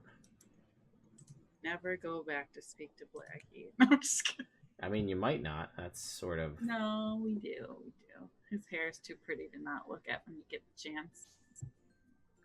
So, you guys, in the most never-ending story style moment of Bastion on the back of Falcor, you three on the back of this gold dragon just whoosh through the skies of Faerun, you are able to rescue Poppy from the stables. Because Can I would press never digitate whenever we land, so it's like glitter and sparkles and stuff because like that. I would never hear the end of it if you didn't pick up that damn horse. It's true. As she prestidigitate sparkles, I druidcraft flowers as we land. Yeah, you're able to get Poppy. You're able to go to whatever location you would like to go. Wait, So I think we should go back to Blaggy, and then we wanted to go to where Daryl's strawberry was. Okay, so but maybe we don't need Lux to carry us everywhere because I feel like Poppy's gonna be very unhappy with the situation of being carried back. I feel like Poppy should just get over it because this is how we live now, at least until Lux leaves. so you're able to get Poppy. We'll deal with the Blaggy thing later. How about that? Because and you're able to get posited far enough away from the city to not cause a giant ruckus of a gold dragon landing. At which point, with Poppy, you guys are outside whatever city. I want to say it was like I don't know if it was Scornabel or I can't remember off the top of my head. That Daryl Strawberry was in? Yeah. Oh yeah, me and Katie were having this discussion, and I was like, I'll look it up a bit. Yeah. Well, anyway, you return to that town, and that's on my bad for not having the notes in front of me. Where you guys can do whatever you wish to do, and say whatever it is you wish to say. So, whatever it is you wish to say. I will give Lux a big hug around the snout and be like, don't change back. This is how you were always meant to look. You're slaying it. I'll give her a big kiss on the forehead and be like, I will always remember you even if I never see you again. And you better take care of yourself because, frankly, I'm out of moonbeams and I can't help right now.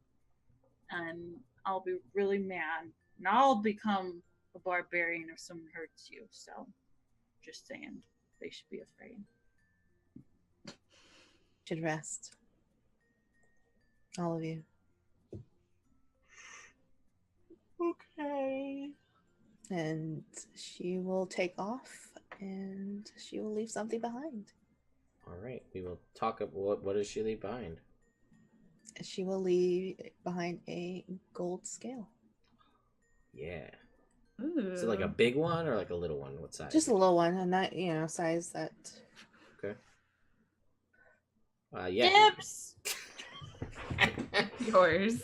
Yeah. She as your once a barbarian, now dragon friend Kimrith or Lux, depending on how you look at it, leaves behind a gold scale and flies off into the distance. I think that is as good a place as any to conclude this episode and this campaign of this book right here, Hoard of the Dragon Queen by Kobold Press and Wizards of the Coast. The first ever adventure released. And yeah. Wow, thank you guys so much for playing. This was a long journey to get here. Thanks for DMing, dude. It was awesome. Yeah, it was too much time in the caravan. I'll admit it. Too much time. Should have shortened that up. Yeah, I got my heart broken by doppelgangers.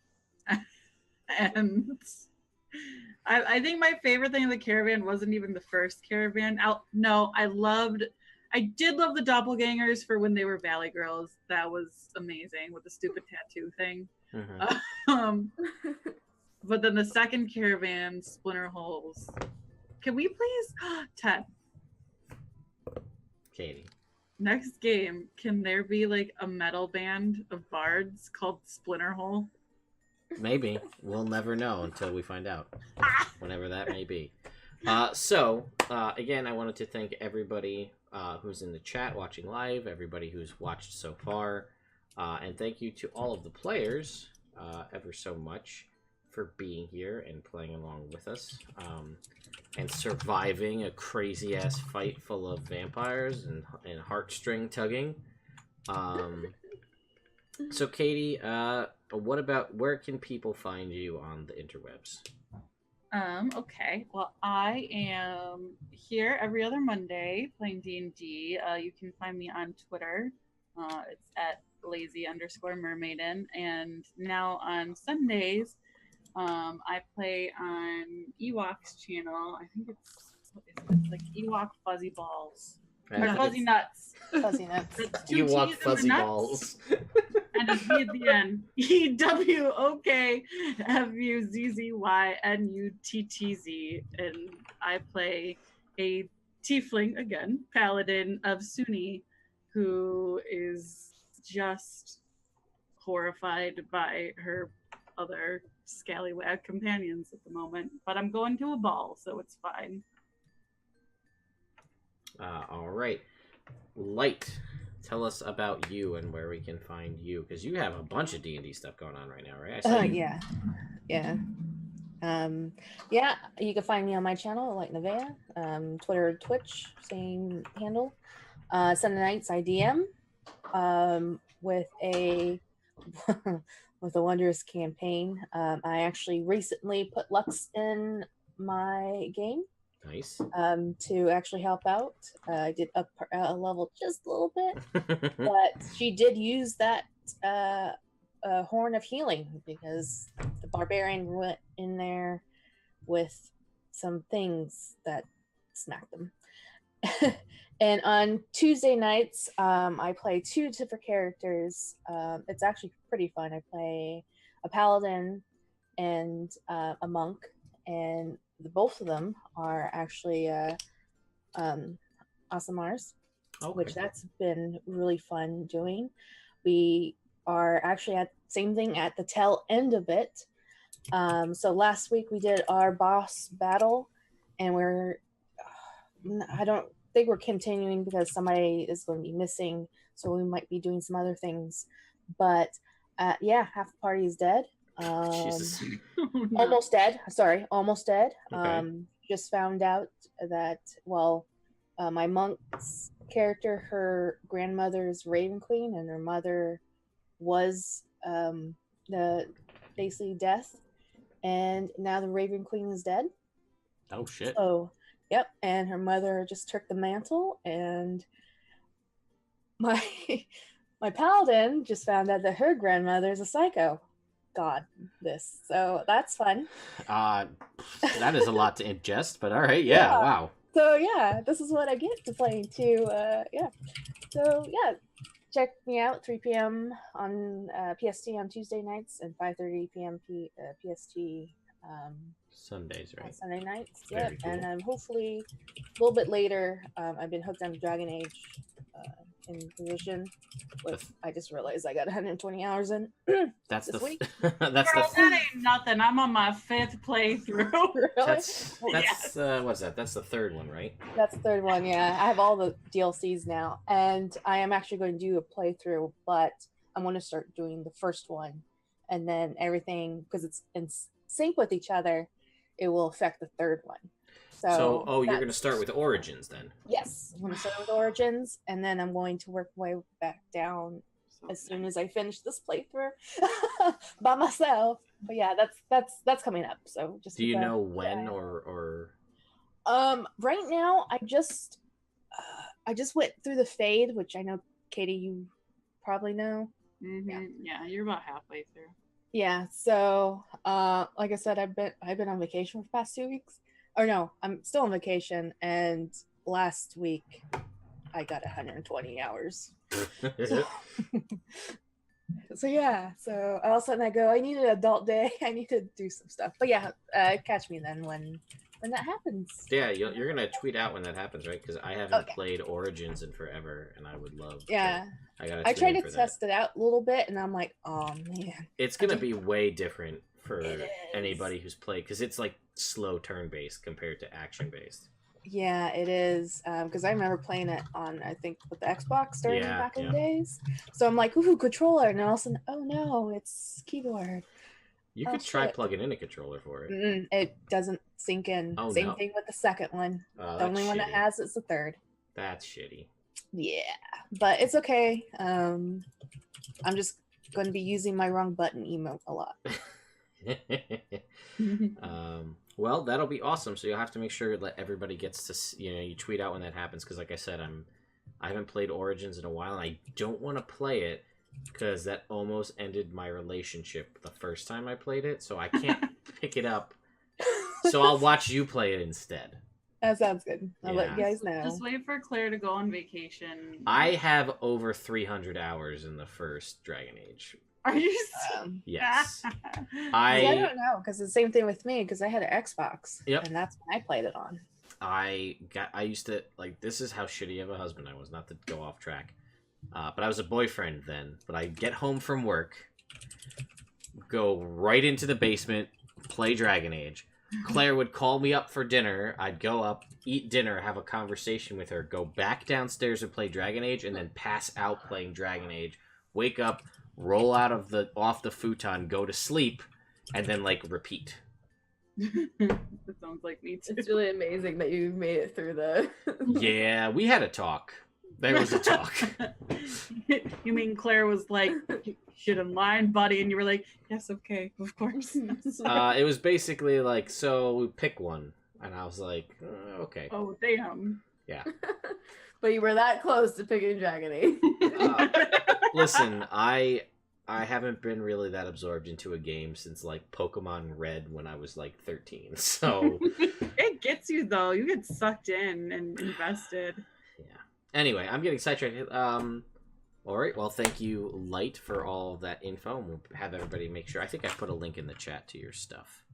You did. I did. So, what about you, Laura? What are you doing? You getting up to anything on the internet lately? Other than here, my Twitter is at When in Rome. I'm pretty cool. Apparently, there's wine named after me. One of the many mistaken identities that I get in Twitter. But also, I'm also playing an Ewok Fuzzy Nuts campaign on Sunday, but you can hear me do a really awful Southern accent in it, where I play a drunken monk based off of a Magic the Gathering race called the Core. So, which I know nothing about. I know nothing about Magic, but one of the other players is like, I would like somebody else to play this race. So I said, okay. But yeah, I have a really bad Southern accent, and it's great. It's fun. There you go. And then, Liz, do you do anything? You just hanging out? No, you can find me with my cats. Loving murder. He's chewing his foot right now. Loving murder. Never forget it. I gotta watch that clip again. Good job, Toby. Well, I was thinking I might start streaming again, but Really? It's been a while since you streamed. oh yeah, stream games like yeah. Did you get your desktop fixed?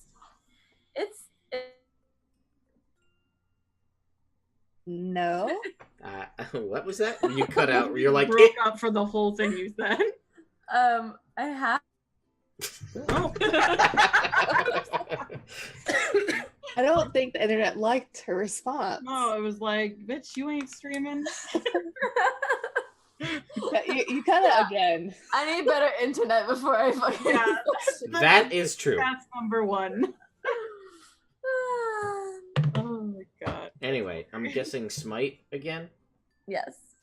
Anything I else? actually thought of you last night, Liz. You were playing? Well, no, Well, no. there was I was watching some music video and it was like Bella. It's not Belladonna, it's like Bella whatever. And I was like, oh, Liz. See, I would say I'd play it too, but I just suck at Smite. I don't even know what You it do kind of suck at Smite, but you could be better. Tried. Wow! is. Wow. One. Wow. It's fun. I had fun playing with you. Yeah, It's I mean, fun to a point. I just don't understand, honestly, any of it. So, I'm like, Oh yeah. The reason why I don't play it is because Smite basically told me F you, I don't know your password anymore, and I have a lot of stuff on there. Yeah. you know, a lot of it's, and nothing I bought is all free when it first came out because I was in the beta testing. Mm-hmm. Yeah, so I had like a lot of stuff. Well, maybe we'll all get to play together someday. Not me. Well, not with that attitude. You're right. You are 100% right. And that's my thing. Don't steal it. Fine. Anyway, thank you all so much. We're going to bring this... listen, I play Smite, LaFay in the chat there, but I'm awful at it. I'd much rather play it... You know what? I'm going to get sidetracked. I have to go to bed. I have to be at work at 7 a.m. again for like the fifth 14-hour shift in a row because we can't get these people back in lights. This was a great campaign. People died. People were born, like Wes. A lot of I guess a lot of things happened during the course of this, and I don't know. Apparently, I moved across the country. Yeah, it's been some stuffs. So, anyway, thank you, Internet. The video for this, if you missed the beginning or want to catch up, will be on YouTube soon. I'm sorry I have not been uploading. I have like 8 videos in the backlog that just need to get uploaded and published. I'm just so swamped from work right now. I just don't have the time to do it. So, anyway, we love you, Internet, and have a good night. And, you know, I don't know, something clever. Splinter holes. Splinter holes!